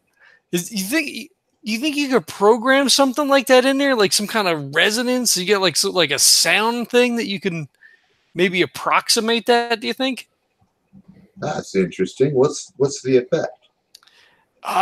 So it makes the noise home, like it does this thing, and you drop out. I think it's like it makes the prey come to it, so it's easier to eat, right? So like you hear it, and then you just kind of like you zonk out, and you just move towards it, like right into its mouth. It's pretty gnarly. Yeah, you can see his eyes like moving back and forth quickly as he's trying to figure out how to synthesize that effect. It makes you walk toward it. Well, I suppose if we hooked you up with some sort of we could put an ESP cap on you, maybe drench you in serotonin. I don't know. I'm gonna have to do some work on that, but I think I might be able to rig something up. All right, cool. It doesn't, I mean, if you've got some free time, if it's something you want to noodle around with, because maybe we can, this could be cross-planetary. We might be able to get some kind of defensive measure. If we could figure out kind of how it works, maybe we can figure out some way to sort of protect against that. Julio seems intrigued now, and he starts flipping through his holodeck, and he's pulling up all sorts of plans and diagrams of the brain and all sorts of theta waves and delta waves. And before you know it, he's like going, to himself and flipping through screens of data that you can't even comprehend. Yeah. He says, look, you make something good. This, maybe Bento will reward you for that if that's something we can, package up and sell. So, training montage? Training montage. So he looks at the little Kim and says, you in? Sure, let's hit this thing. I've been doing nothing for 3 weeks solid. You guys had a vacation. Oh, yeah, it was a vacation, all right. Come on, let's hit the holodeck. Okay, you guys want to play it, or you want to enter downtime at this point and start doing experience expenditure? I'm okay with rolling dice. I don't know. It depends on what you have on the other side, I guess, right?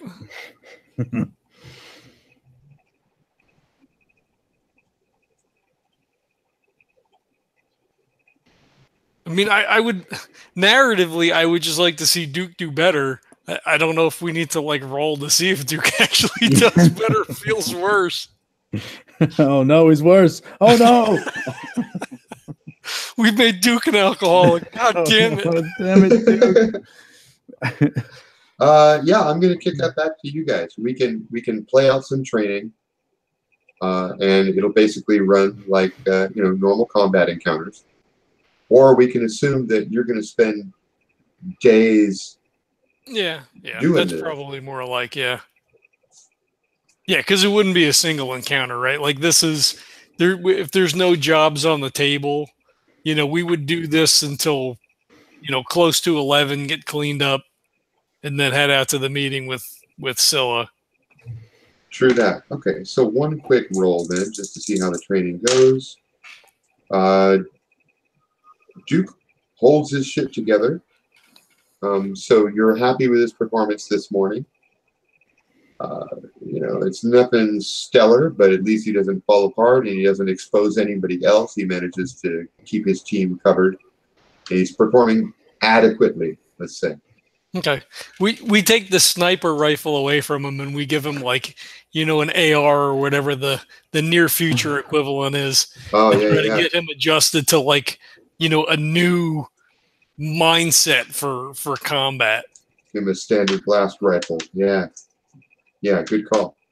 Okay, so you spend a couple hours in the holodeck. Duke is doing well. There are no major fuck-ups. You get the feeling that, as you get into a regular routine, he's going to get better at this. There's no mental block here. Yeah. So that's good. Okay. And then you head out for lunch with Scilla Sardacian. She meets you at a fancy restaurant called Prestige. Okay, so we were all up outside. I guess we do the valet, and he turns to Reggie and he pulls his shirt down. Says, "What do you think? Looks all right. We're good. Bento's gonna be happy. You look great. All right, look, we just got to get through lunch. We'll just be cool. We'll keep Bento happy and yeah, we'll be very cool. Everything's gonna be cool. All right, let's do it. All right. You guys go inside. You see that there's already a table waiting for you. And at that table is Miss Scilla Sardacian. I'm trying to remember her best friend's name. Oh, God. Crap, I have it. Hold on. Let me find my freaking paper. It's Corey Jane. Yeah. There we go. Corey Jane is with her, and also James, her sidekick and personal assistant, is there. The women look absolutely stunning. They're wearing these radiant gowns, and actually, Bento was right. It's like clear plastic over their breasts, so their breasts are basically exposed, and shimmering sparkles that seem to be coming from inside their breasts, sort of illuminating the table with flashes of different colored lights. Damn. Oh, it's the latest in fashion. Yeah, they're actually implants. She's like showing her tits off. There's light coming from inside her, under her skin. My God. It's a neat trick. It's amazing, isn't it? Yeah. It's something, for sure. And Corey Jane is like, you think these girls attracted attention before? Like, I did. Everybody's checking these ladies out. But they're really happy as Bento pulls a nice-looking attaché case up onto the table. He opens it up with some pomp and circumstance, and he says, I believe you were looking for these. He slides it across the table. She starts counting. 30, he says. 30? Oh, she looks a little disappointed. I thought you guys could get more. I mean, after all that time? Reggie shifts uncomfortably.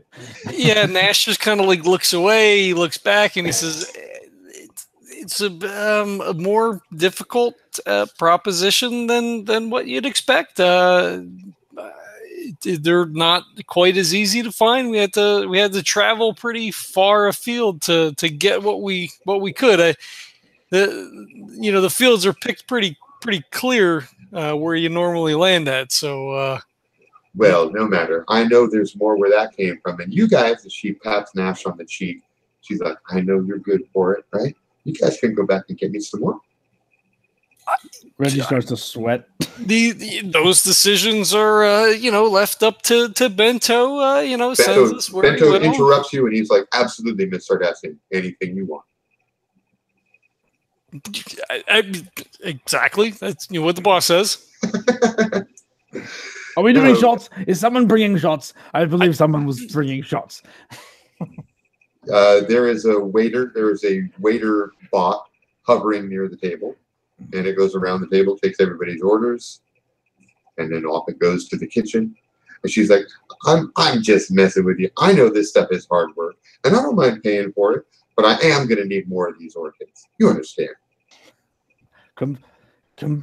Completely understand the words that you are saying. I know you guys are good for it. You are my favorite. And now she's patting Reggie on the cheek. And Corey says, no, he's my favorite.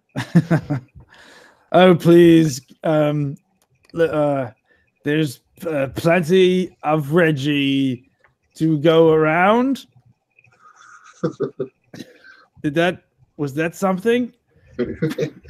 We will go around and around. My God. Well, you guys are going to have to come to the party. But like I said, I'm going to need like maybe 30 more orchids before I can really do this right.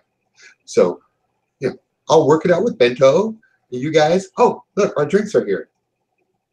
Okay, Reggie drinks all the drinks. No, Reggie takes a shot. That's all he does. The lunch goes very well. She is very pleased with you guys, even though she busts your balls a little bit because she was somehow expecting like 100 of these orchids. Well, at least you could probably just like temper your expectations for future drops now, right? I mean, that's something that a reasonable human would do, right? Hey, there's a first time for everything, and this was you guys' first time out to that Inra place. So, I'm sure that it'll be easier the second time around. I see. Yes. We'll see. Probably. Yes. Sure. Yeah. Yep. What he said. The answer is yes. The customer is always right. Yeah. She says, yes, I am. And she points up, and you notice for the first time that there's a small hovering camera that's been filming this whole conversation. Jesus.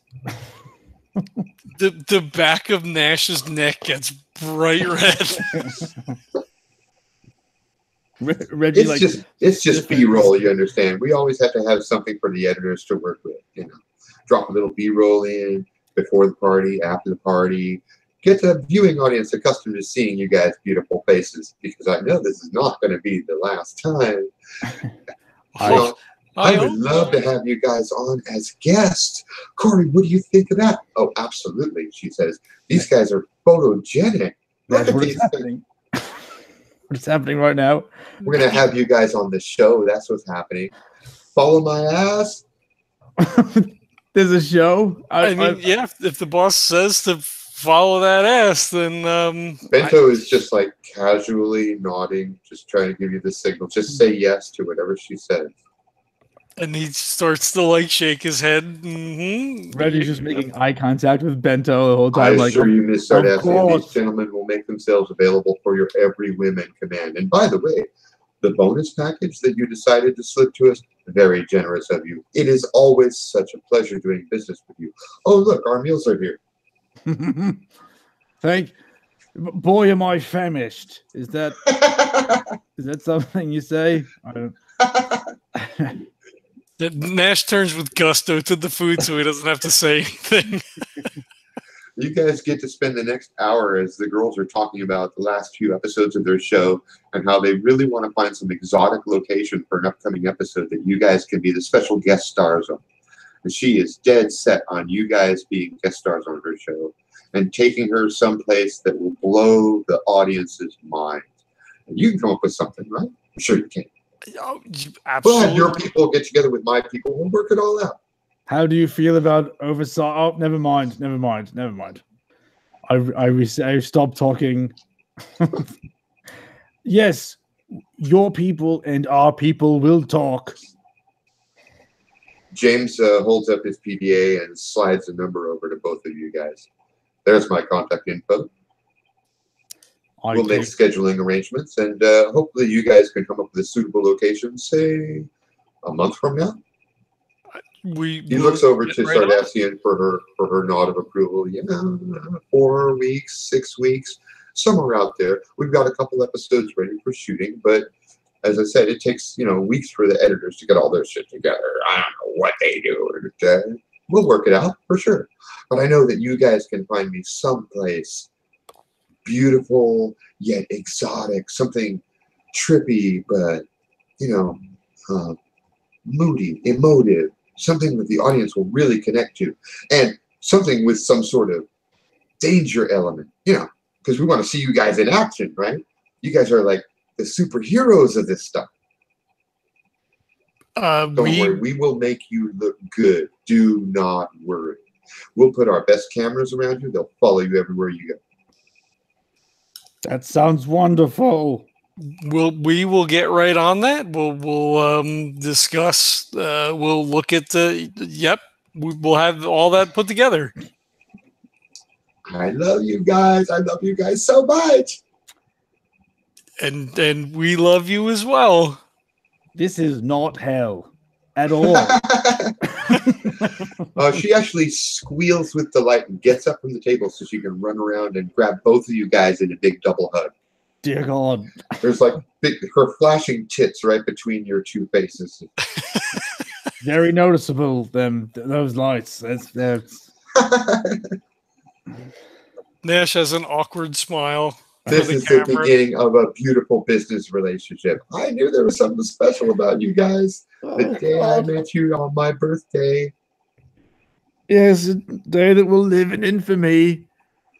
A wonderful day. I look forward to all of it. And so for the rest of the meal, she talks about things that have happened on other episodes of the show, planets that she's been to. She basically goes out to some weird exotic planet or location every episode, often involving a guest star, and has occasionally, as you remember from her birthday adventure, run into some sort of, misadventures along the way. But that just makes for more exciting viewing. Those are actually her most popular episodes, which is what gave me the whole idea of making you guys the guest stars. Because if we go someplace with a danger element, that's going to double the audience. It always does. And you guys look so good on camera. Thank you. Thank you. At this point, Nash has thank you.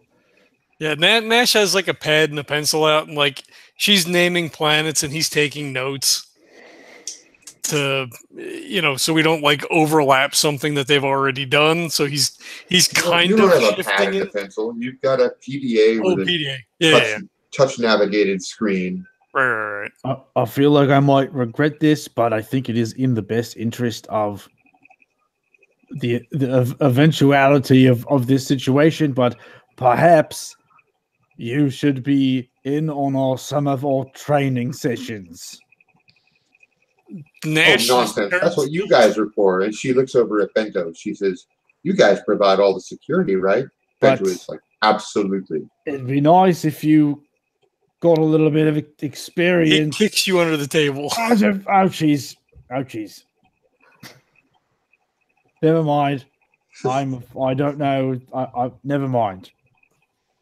It's not like I have all the free time in the world. I have a business empire to run. Her and Corey look at each other and giggle. Like, They want us to do training. Well, Reggie stammers a little bit. Rest of the meal goes pretty much like that. But by the time you all get up and leave the restaurant and head toward your respective vehicles, Bento has agreed that not only will you guys guarantee a co-starring appearance on an upcoming episode, but that Dark Matter Incorporated will get the contract for her regular security staff at all of her events, both show episodes and also like private parties and functions. This is a big contract. She takes off in her vehicle. James is driving. The girls wave goodbye to you as they get into their vehicle. You can see the reflections of their flashing breasts on the inside of the vehicle as they take off. And Bento turns to you guys. He's like, I know that wasn't easy, but we just scored one of the biggest security contracts we've ever had at that moment. Did you enjoy that? Did you enjoy that, Bento? Did I enjoy it? Look at this. I'm going to share something with you that I ordinarily don't do. He holds up his TDA. She double paid. She paid $60 million plus a bonus of $60 million. Are you sure she just didn't hit the button twice? No, my friends, this is a down payment for services to be rendered. You guys, I really have to hand it to you. You've just helped us land the biggest contract in Dark Matter's history. We're going to be her security staff for every event she runs. It's going to allow me to keep the rest of our operation afloat, even if we didn't have any other clients. Well, I guess I feel like that was harder than 3 weeks on Inra. We have to do this all the time. I was just going to say, yeah.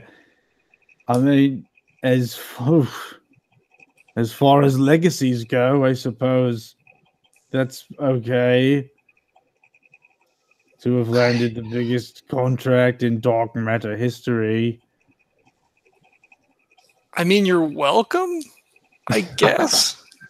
Well, the advertising opportunities alone are going to be worth millions.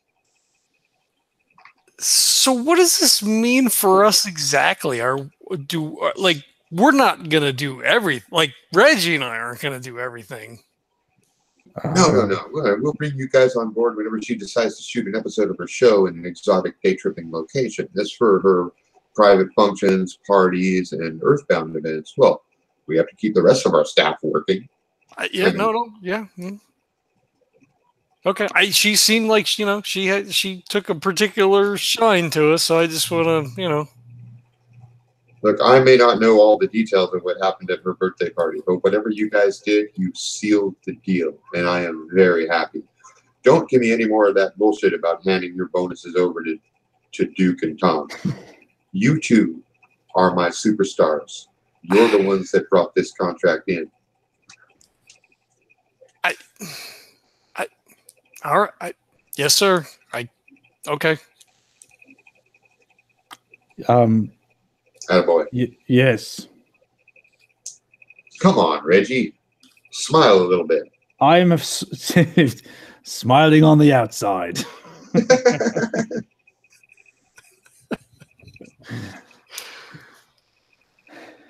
All right. Let's all get back to work. All right. We'll meet you back at the office. All right. And off he goes. We should throw Steve-O into the mix with one of these things, You imagine him with her? I can't, well, she probably would like him. It would be, yeah. I mean, we'd at least get some entertainment. Oh my God, this is gonna be like he just flops back down in the seat. Yeah, so does Reggie. He looks at like the empty shot glasses and then like just takes a swig of the cold coffee out of his cup. I mean, I guess this is what it's all about now. So I guess we got to make the best of it.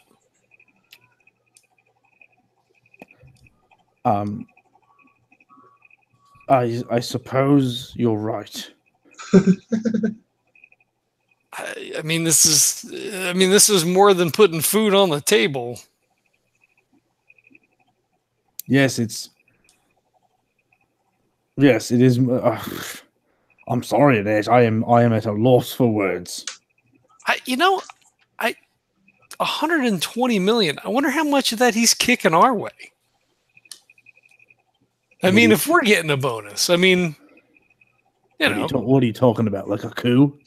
What? No, like he. I mean, I didn't say that. We were getting a mega per fucking orchid, so that's 30. But she paid 120. Is he pocketing the rest of that? Like, I mean, it's his business. I mean, whatever. But like, well, okay, he did have to pay for Valdez and company to rescue you, and then I know. Then he had to pay for Steve-O. Yeah.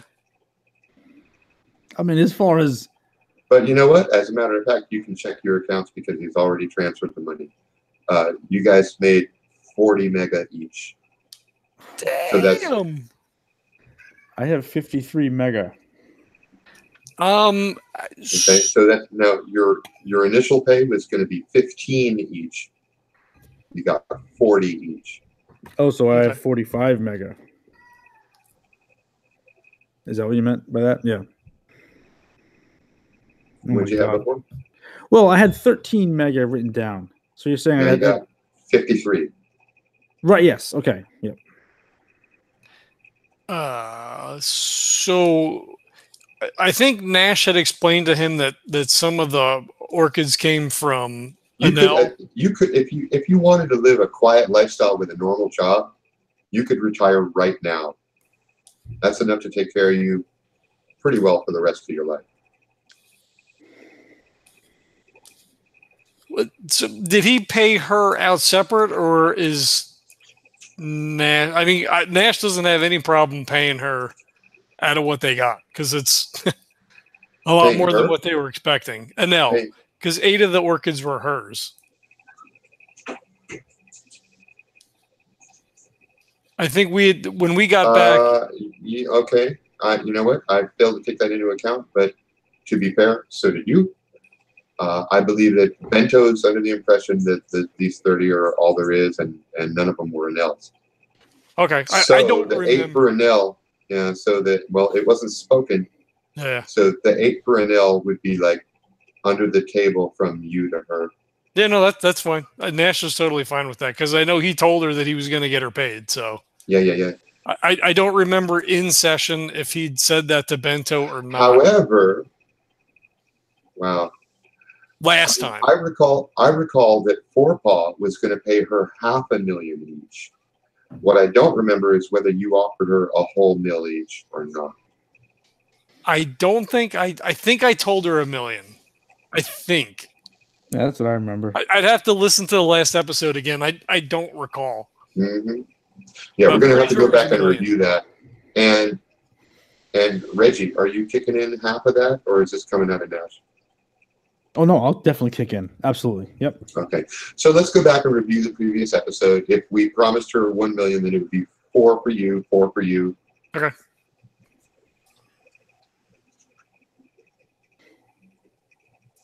So now we're subtracting 4. Yep. Got it. Okay. It will be if you promised her a whole million each. Yeah. Oh, yeah. Yeah. Yeah, I'll make sure I check before we play again. We can balance the books out properly. Yeah, because I think he got her node number and said that he would take care of it and he was going to send her the money. Yeah, I do remember that, but I don't remember what price you gave her. Yeah, I'm pretty sure it was $1 million. But, yeah, whatever. It doesn't matter in the moment. Yeah, so I mean, I guess the note on this transfer, by the way, says for services rendered and to be rendered.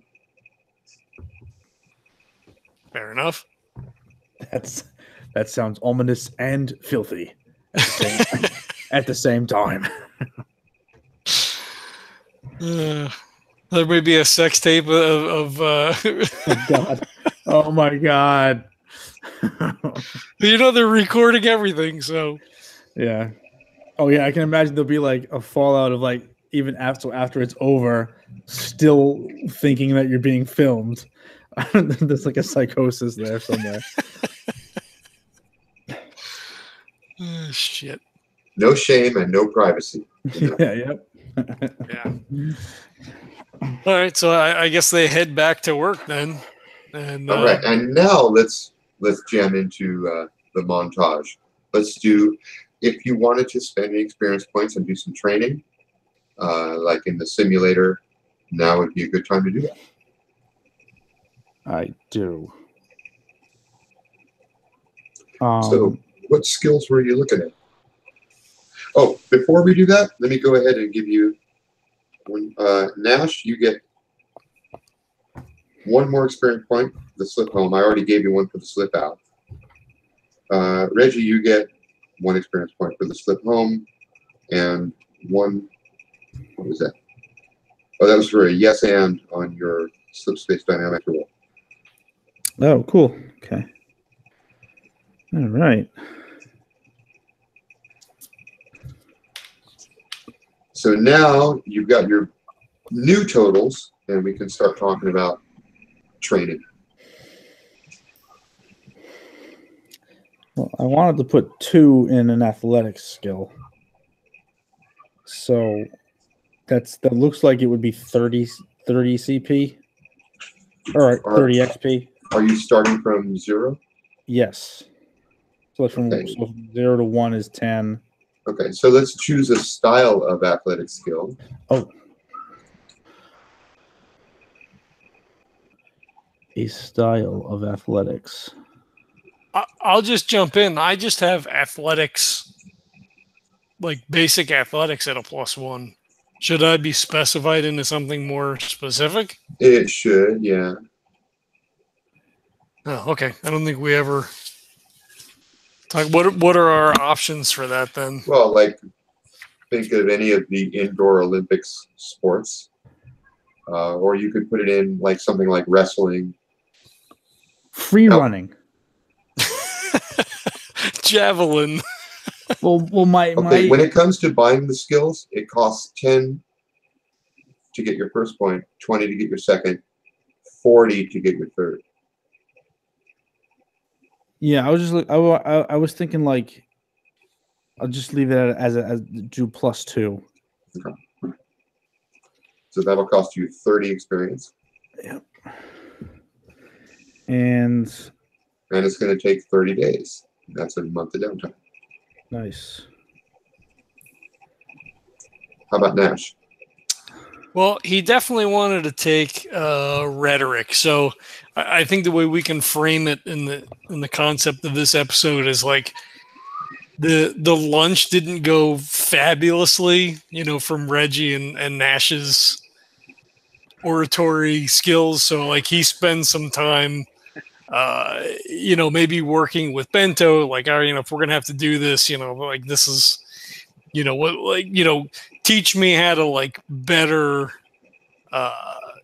comport myself in these situations, maybe watch some speeches. Of course he's more, I don't want to say forceful with the squad, but he's like, that's much more in his understanding as far as like, hey, we need to work on this. We need to do this. We need to like, okay. hey, you watch. I would say that the majority of this training is probably like an online tutorial that's run by an AI. Okay. And so you'd be like working night after night, logged into some online academy where an AI that's geared toward your knowledge level is teaching you new words and new styles of speech and ways of framing yourself, and then running you through simulated negotiations and shit like that. Okay. That works. So the montage cuts back and forth between training in the simulator, Reggie training on the field with like traditional athletics equipment, and Nash up late at night with dark rings under his eyes, drinking coffee after coffee while he practices negotiating with a robot online. Nice. A negotiabot. Could I also sort of wrap up. See, I don't know if I want to bump that up. I was going to say maybe like bump up the psychology to +2 to kind of like coincide with that. Like maybe gets a better read on people. Is there like an insight type skill? Like I feel like it goes against his character to be more insightful because he's very like drawn. Well, there is the psychology skill, which would be what that is. What's your current bonus in psychology? +1. Okay, so that would cost you another 20 right. to get it up to +2. And I think we could work that in with the same rhetorical training. Or maybe it's 2 courses. You take 2 courses from the same bot. All right. That works. And maybe because I'm doing it, like through the same bot, it kind of like ties different things together from the different lessons. Yeah, that's what I was thinking. It's possible to sort of merge psychology and rhetoric together, especially since it's not like diagnostic psychology, but you're talking more about perception and being able to read people and that sort of thing. Mm-hmm. Okay, cool. Although, in the field, it will also be useful for if you needed to make a psychological diagnosis, it would be useful for that as well. Right. So actually, that's a total of 40 days. Okay. So will I be able to heal up that 1 point of grace damage then in that 40 days? Absolutely. Okay. Excellent. Okay, so while all this is going on, I'm going to make a couple downtime rolls. Are you guys like taking efforts to lay low and stay out of trouble, or just sort of normally live? Well, actually, it's hard to lay low when you're going into work and entering the training simulator every day. So I think it's just a normal roll. Okay, so this is for Reggie. All right, so first roll is for Reggie. Over the course of that month, Reggie, do you have any family members? We got to talk about that a little bit. Not that I have seen any recently at all. I want to say I have a little brother, but I haven't seen him in years. Reggie, you learned from an online service that your little brother has died. Fuck. He was a hover train pilot, and he died in a hover train accident. There was a memorial service, and you're probably going to need to go. Any feelings on that? Your relationship with your brother was not close, I take it. Mm-mm. It wasn't very close at all. Although it was before I went away to in the service, and I think I chose to cut ties. I felt like I was slipping away, and I didn't want to put them through any of that. Is this a life shaper?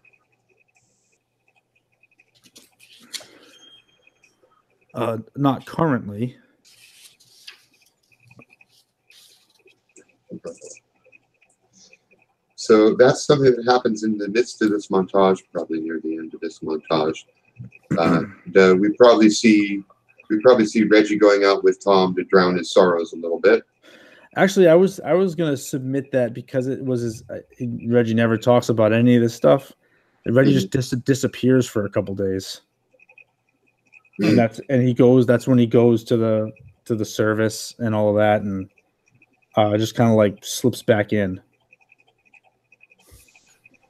I mean, Nash definitely notices. I mean, if you would have said something, he would have gone with. Yeah, no, he didn't say anything. Yeah. Then he's like, like, what's up? Like, I needed a little time.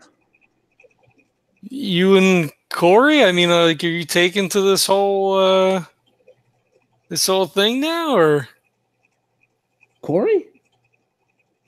Sardacian's. Oh God, yes. No, I am actually. I don't really. I would like to not talk about it in front of.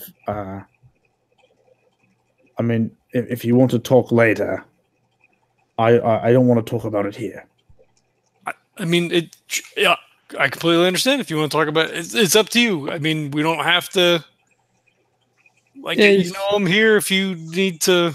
I know. It's a private matter. I don't talk about it. I don't. It's not prominent in my life, but I got some bad news, and I just had to go deal with some things. Are you okay? Yes. Is everything okay? Yes, everything is fine. Everything is going to be fine. You don't sound like that's like you're for sure. No, I'm eventually it will be.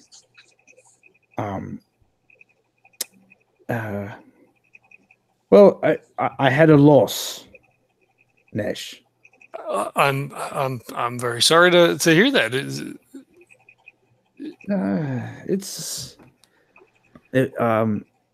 We weren't close. It wasn't anyone I was close with, but it was a significant part of my life before I joined up in the service, but not anymore. So in a way, it was a goodbye. But you know, I can't honestly say I really knew him anymore. All right. I mean, you know, if you how's that make you feel, Reggie?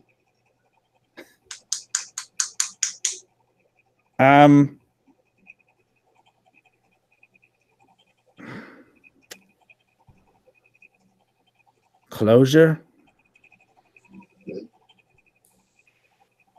on something that I didn't even know I needed. Maybe everything is a distraction from something that I hadn't resolved with myself, and this sort of slammed the door shut on that pretty hard. I would imagine you probably have some weird nightmares. Like back to your childhood kind of stuff. You and your brother long before. Oh, yeah. Yep. Yeah. It's probably the first time in a few years, really, that it's not a sexual nightmare. Uh-huh. It's more of a night. They're more like he wakes up in cold sweats and in pain, like phantom wounds opening up. I think that makes sense. I don't know. I think a lot of what they did together was probably they were so different. You know, we were very, very different. It was like Reggie was always sort of had like an edge to him, sort of a kind of a weird edge to him, and then his brother was more, I think, polished. So he was the straight and narrow one. You were the black sheep. Yeah. So all of that combined led to, you know, Reggie's going off. I'm gonna make my own way, and that was it. Cut ties. So I think a lot of that, like, he's at the service, and a lot of that's going through his head as he's just like listening to people talk about this person that he doesn't even know.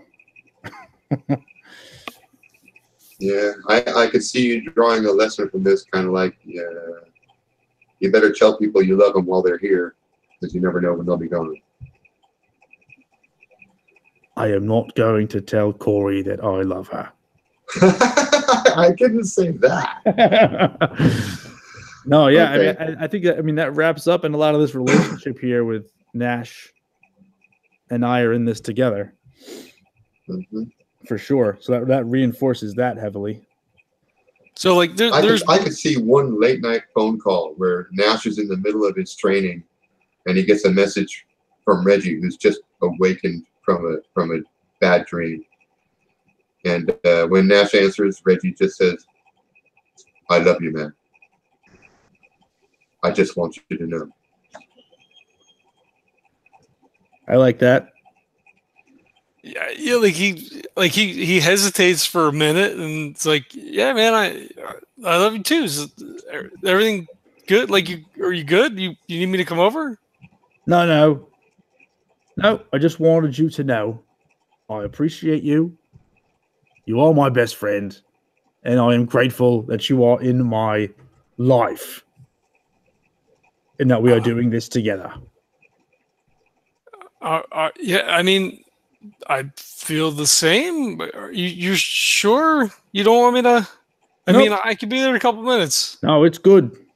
It's important that your Duke gets put through his paces. I'll see you tomorrow. All right, bright and early. Bright and early, absolutely. So that happens, and then we go. That was cool. That was great. Yeah. Shit. Then we see Reggie roll over in bed and take another hit of nappy. Oh yeah, all hopped up on the nappy. And Nash, a couple more weeks go by. You're diligently working at this psychology and rhetoric skills. The bot says you're getting better and better. You can feel that +2 coming on. And you receive an invitation to the 142nd Academy Awards. Scilla Sardacian would like you to escort her. She wants you to be her +1. Does he get like a notification on his Yep. device? Yep. So dings, and he swipes like he's in the midst of some shit, and he's like, could be Bento, so he swipes the phone up and sees it, and he's like, ooh.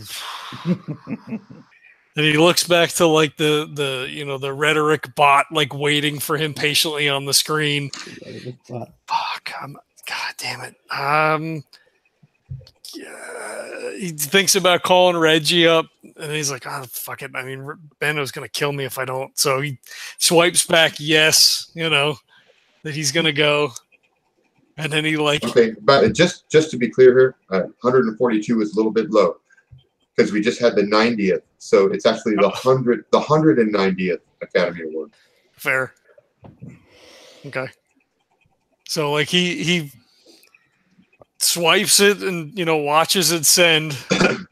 It's like puts the phone down, turns back to the Therabot like a fighter getting back to the heavy bag, and just kind of like redoubles this effort. Okay, and a week later, you and Scilla step out of a hovering limousine into the bright flashing lights of photographers and swirling camera drones onto the red carpet, where you are flash photographed by all of the gossip zines and all of the bloggers. Give me a charm roll. All right. I only have 2 dice in this.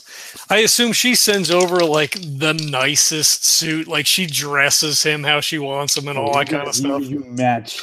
You cut all the colors are matching. And well, it's actually not her. She sends James to take you to a haberdashery. No. Right. Nice.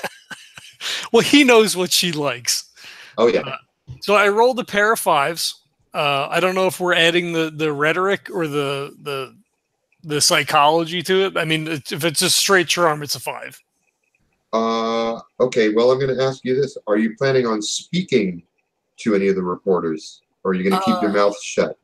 Yeah, he would probably keep his mouth shut. I mean, it's the reverse, right? Like normally you would bring, a very attractive woman to, kind of be to show off, and I guess she's, showing Nash off as like, whatever her mindset is. So he just, yeah, you are wearing a smartly cut tuxedo that has video fabric on it, so it shows like clouds rolling by. It's like literally, if you stand there looking at you, the tuxedo is moving. There's clouds over a clear blue sky, not clear, but cloud sky. Yeah.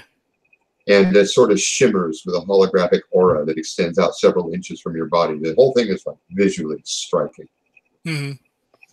Yeah, he keeps a smile on his face. He, nods, where it seems appropriate. He stays close to her, whatever she, like, he just tries to follow her lead as best he can. All right. And that all goes very well. Nothing untoward occurs, except for the next few days, people keep sending you photos and links to pictures of you and Sardacian on the red carpet. He doesn't love it because it's not his. There's all these articles about who is Scylla's new man. Yeah, he's not super happy about the whole thing because we firmly established that, like, he's not a pop culture guy. He's not, like, he doesn't watch the shows, none of that kind of stuff. But he knows it's for the good of the company, and he's towing the line. And Bento's always, hey, this is huge contract, and do what you can, and blah blah blah, and she's paying for everything, and he's just trying to do what he can to keep things smooth, I guess. At the end of the evening, Scilla makes a move. She wants this date to end with a happy ending.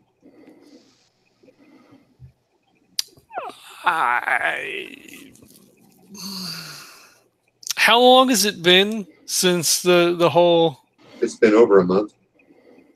Well, not since the end of Inra. Since the end of the somnambula, the whole thing with Susie. Like, are we like? Oh, it's been over 2 months. It's still kind of early. Yeah, I mean, I guess he would. I mean, he's a guy. She wants you to come up to her penthouse. Yeah, I think he does it.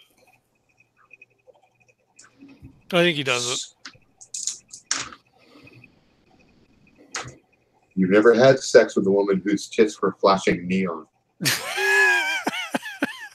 He has not. Distracting. I'm going to go ahead and give you an experience point for that. I'll take it.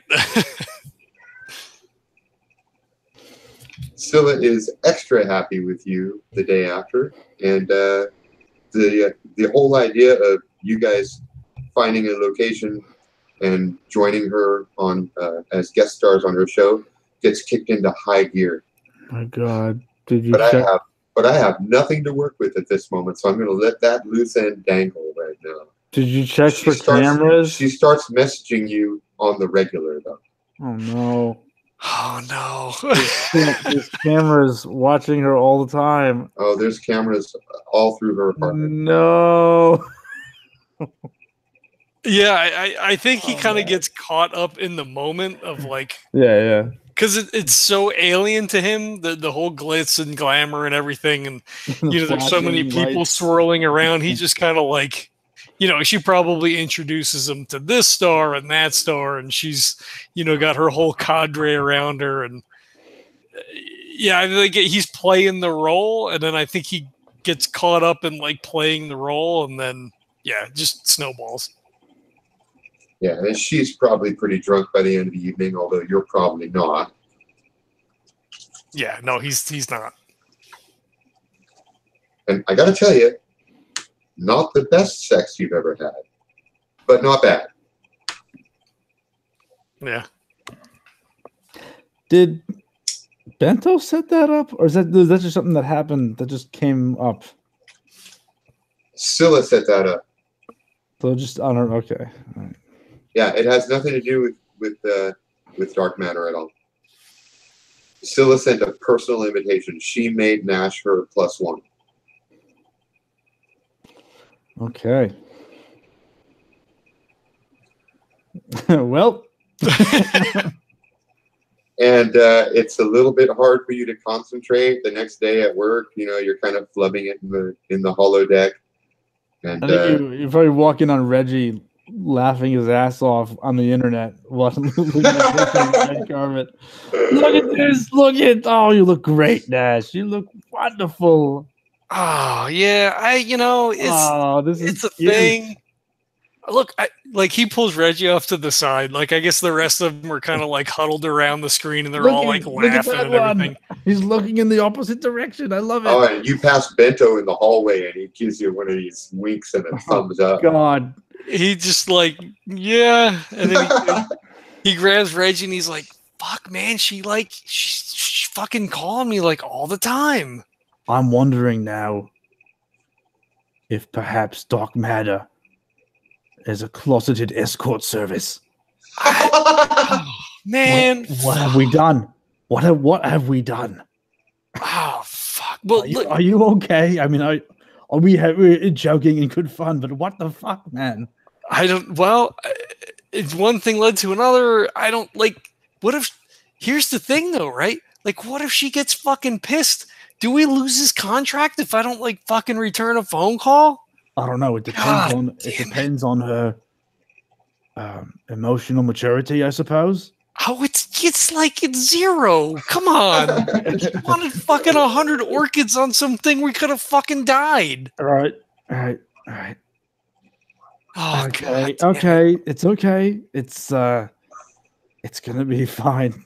I mean, shit, I guess it's. There are worse wagons to be hitched to, I suppose. I don't know. I don't know. Maybe that sounds like too much like something Bento would say, which kind of frightens me. Oh, man. All right. Well, fuck. All right. I mean, it is what it is. We fucking down this road now. Why don't you just like focus on the training, focus on Duke, and don't try not to think about any of this right now. I've been trying. I can't hit the one side of a fucking barn. Yeah. Yeah. I don't know what else to say. Me neither. I mean, we need time to like work, and I can't just like fucking go over there all. What a fucking mess. I should have never.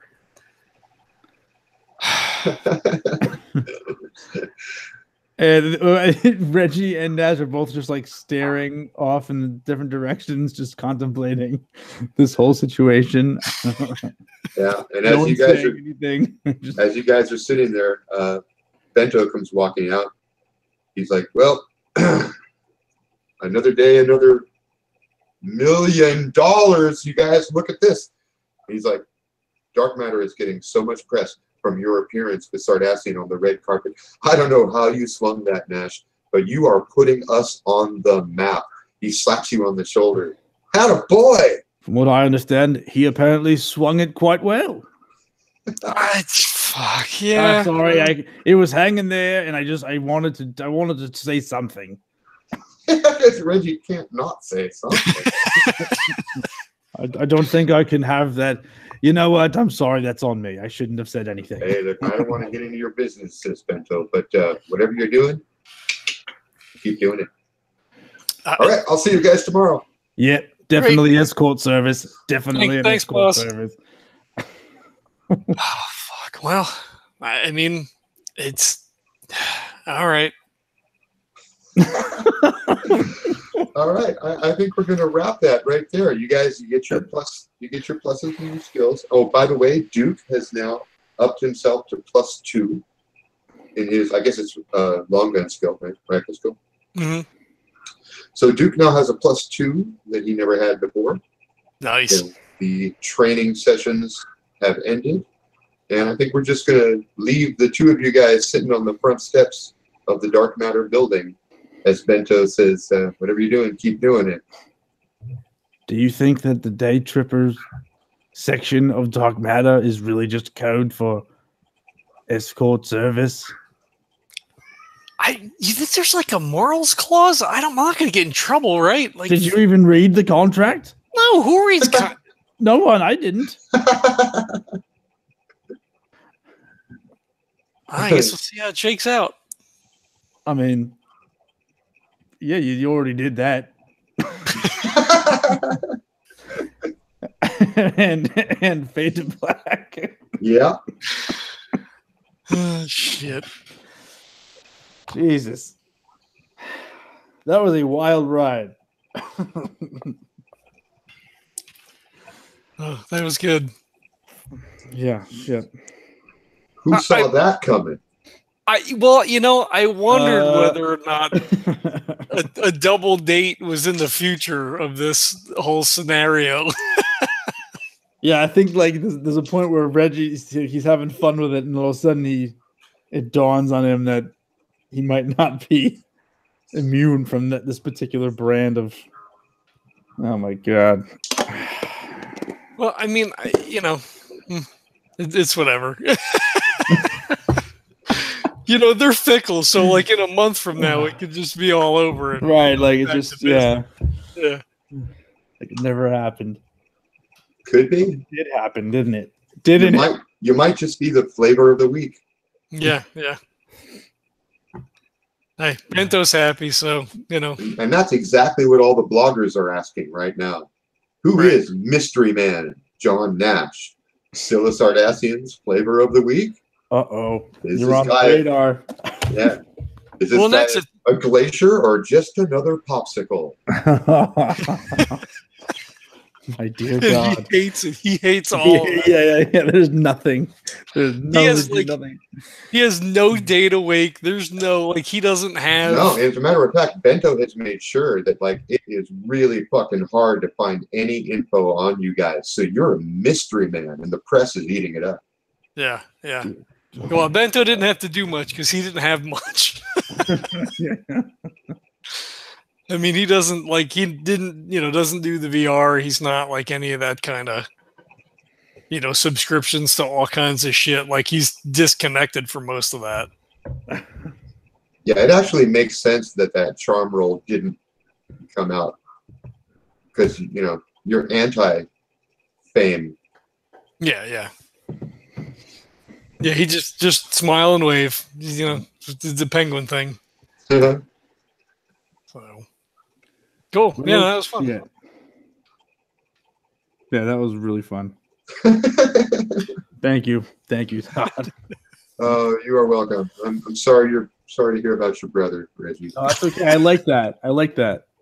Yeah, it was. That was good.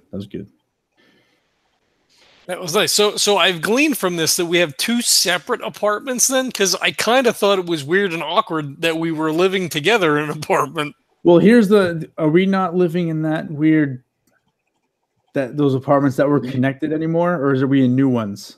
Well, no. You know what? We've just done a month of downtime, and you guys have millions of dollars. Yeah, I like to think that. Do whatever you want. Well, that's true too. So a few episodes back, after we cleared the anxious arms and all that stuff, Bento had set us up in an apartment. So I assumed it was like a double, and we had been staying there. I hadn't even considered it, but yeah, with all that money, Reggie would probably set himself up with an apartment. I mean, nothing too. He doesn't. He just needs a bed with some straps just in case. Okay, so cross off 1 mega. Subtract 1 mega, and that's your rent for a year. Nice. I like it. Where the hell did I put my eggs? I think Nash would stay in whatever apartment he set them up in, and then I think he would maybe start to look, for something near work or maybe something near diaspora, where it would be a little bit more, I don't want to say stable. Are you looking to rent, or you want to buy a house? I think he might want to buy a house. Okay. 1 mega would give you a shitty house, and 10 will give you a very comfortable house, and 20 would give you like an estate. I don't think he wants an estate. So maybe 10. You'd be looking for something in the 10 mega range. Since you live alone, you don't even need that big of a house. Let's say 5. All right. Okay. A small but very comfortable house in a, like a upper middle class or lower upper class neighborhood with, you know, a gated community, low crime rate, very nice suburb.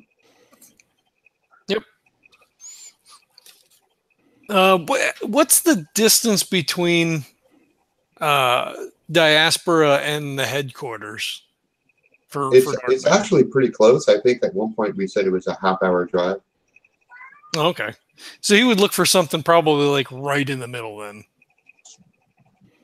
Mm-hmm. I'm drawing a blank right now. I'm trying to think of like an upscale neighborhood in the, you know, suburbs of Sacramento or somewhere in that general area. But you could go as far as like San Jose or even San Francisco. I mean, there's maglev trains and hover cars. You know. Yeah. All right. Yeah. I mean, we can work that out later. It's not super important right now. Yeah, you could be someplace nice up in the Bay Area, Mill Valley, something like that. Yeah. So as far as the technology goes, you know, based on like ubiquity and stuff like that, is there any sort of automation in the house? Like if he's going to be away, it's a fully automated house. Absolutely. Okay. So the cat will get fed if he's not home, and like, so he's concerned about that kind of, like he's looking to make sure all that stuff is accounted for. Yeah, you've got a fully automated house. All the houses in this neighborhood are smart homes. Okay. So there's the house talks to you, and you can tell it when to. You can even like dial it from anywhere you are and tell your house, "I'm going to be home in 30 minutes. Get dinner ready for me." Okay. It'll take care of the cat. It monitors security. It keeps the temperature of the house at your exact preference, 24/7. Completely automated home with a voice. I mean, it talks to you. Yeah. He has no ads on his walls at all ever. You don't need any ads on your walls. Shit. All right. Once you reach a certain social class, your house becomes a barrier to advertising instead of an open gate for advertising. The lower classes, like that advertising helps pay their rent. But for you, you live an ad-free life when you're at home. And he loves every minute of it. And you can even give your home domo a name. Think about that. Oh, my first blush, I want to say it's Susie, but I don't think he would do that. Oh no, that's too close to the bone. Yeah, I don't think he would actually do that. We'll let you think about that for a while. Nash has some time to think about it. All right, fair enough. All right, I could do this all night, so we should probably wrap this up because I enjoy every minute of this. All right, we want to thank everybody for checking this out. Reviews on iTunes or whatever your podcatcher of choice is super helpful. We appreciate you doing that. Again, we're going to have Thing 12 Games is going to be sponsoring the show starting in October. So we'll get a coupon code, for you to use for that. That's how they track, who's coming and going, who's spending money through the show. So please support the sponsors. Also, Birds of a Feather Coffee. We have the coffee for sale. Links in the show notes. John's got his own podcast, Tales of Blood and Stone. I don't have a link in the show notes, but check them out. Tales of Blood and Stone. It's a Shadow of the Demon Lord podcast. Yes, it is. Thank you. Yep. Awesome. Todd has a billion things, but he's got a new podcast out right now. It's called This Is Fractopia. Mm-hmm. I do. Yeah. There's a site at thisisfractopia.com, and from there you can get to all the different podcast catchers and also the YouTube channel, which, hey, subscribe to my YouTube channel because I'm trying to reach 1,000 subscribers. YouTube changed the rules this year, and you have to have 1,000 subscribers in order to do super chat and outbound links and all this cool shit that I want to do. So even if you don't watch the show on YouTube, go ahead and subscribe. Come on, what does it hurt? Check out thisisfractopia.com. Awesome. Cool. Again, thank everybody for checking this out, and we'll catch you next time. See you guys. Bye.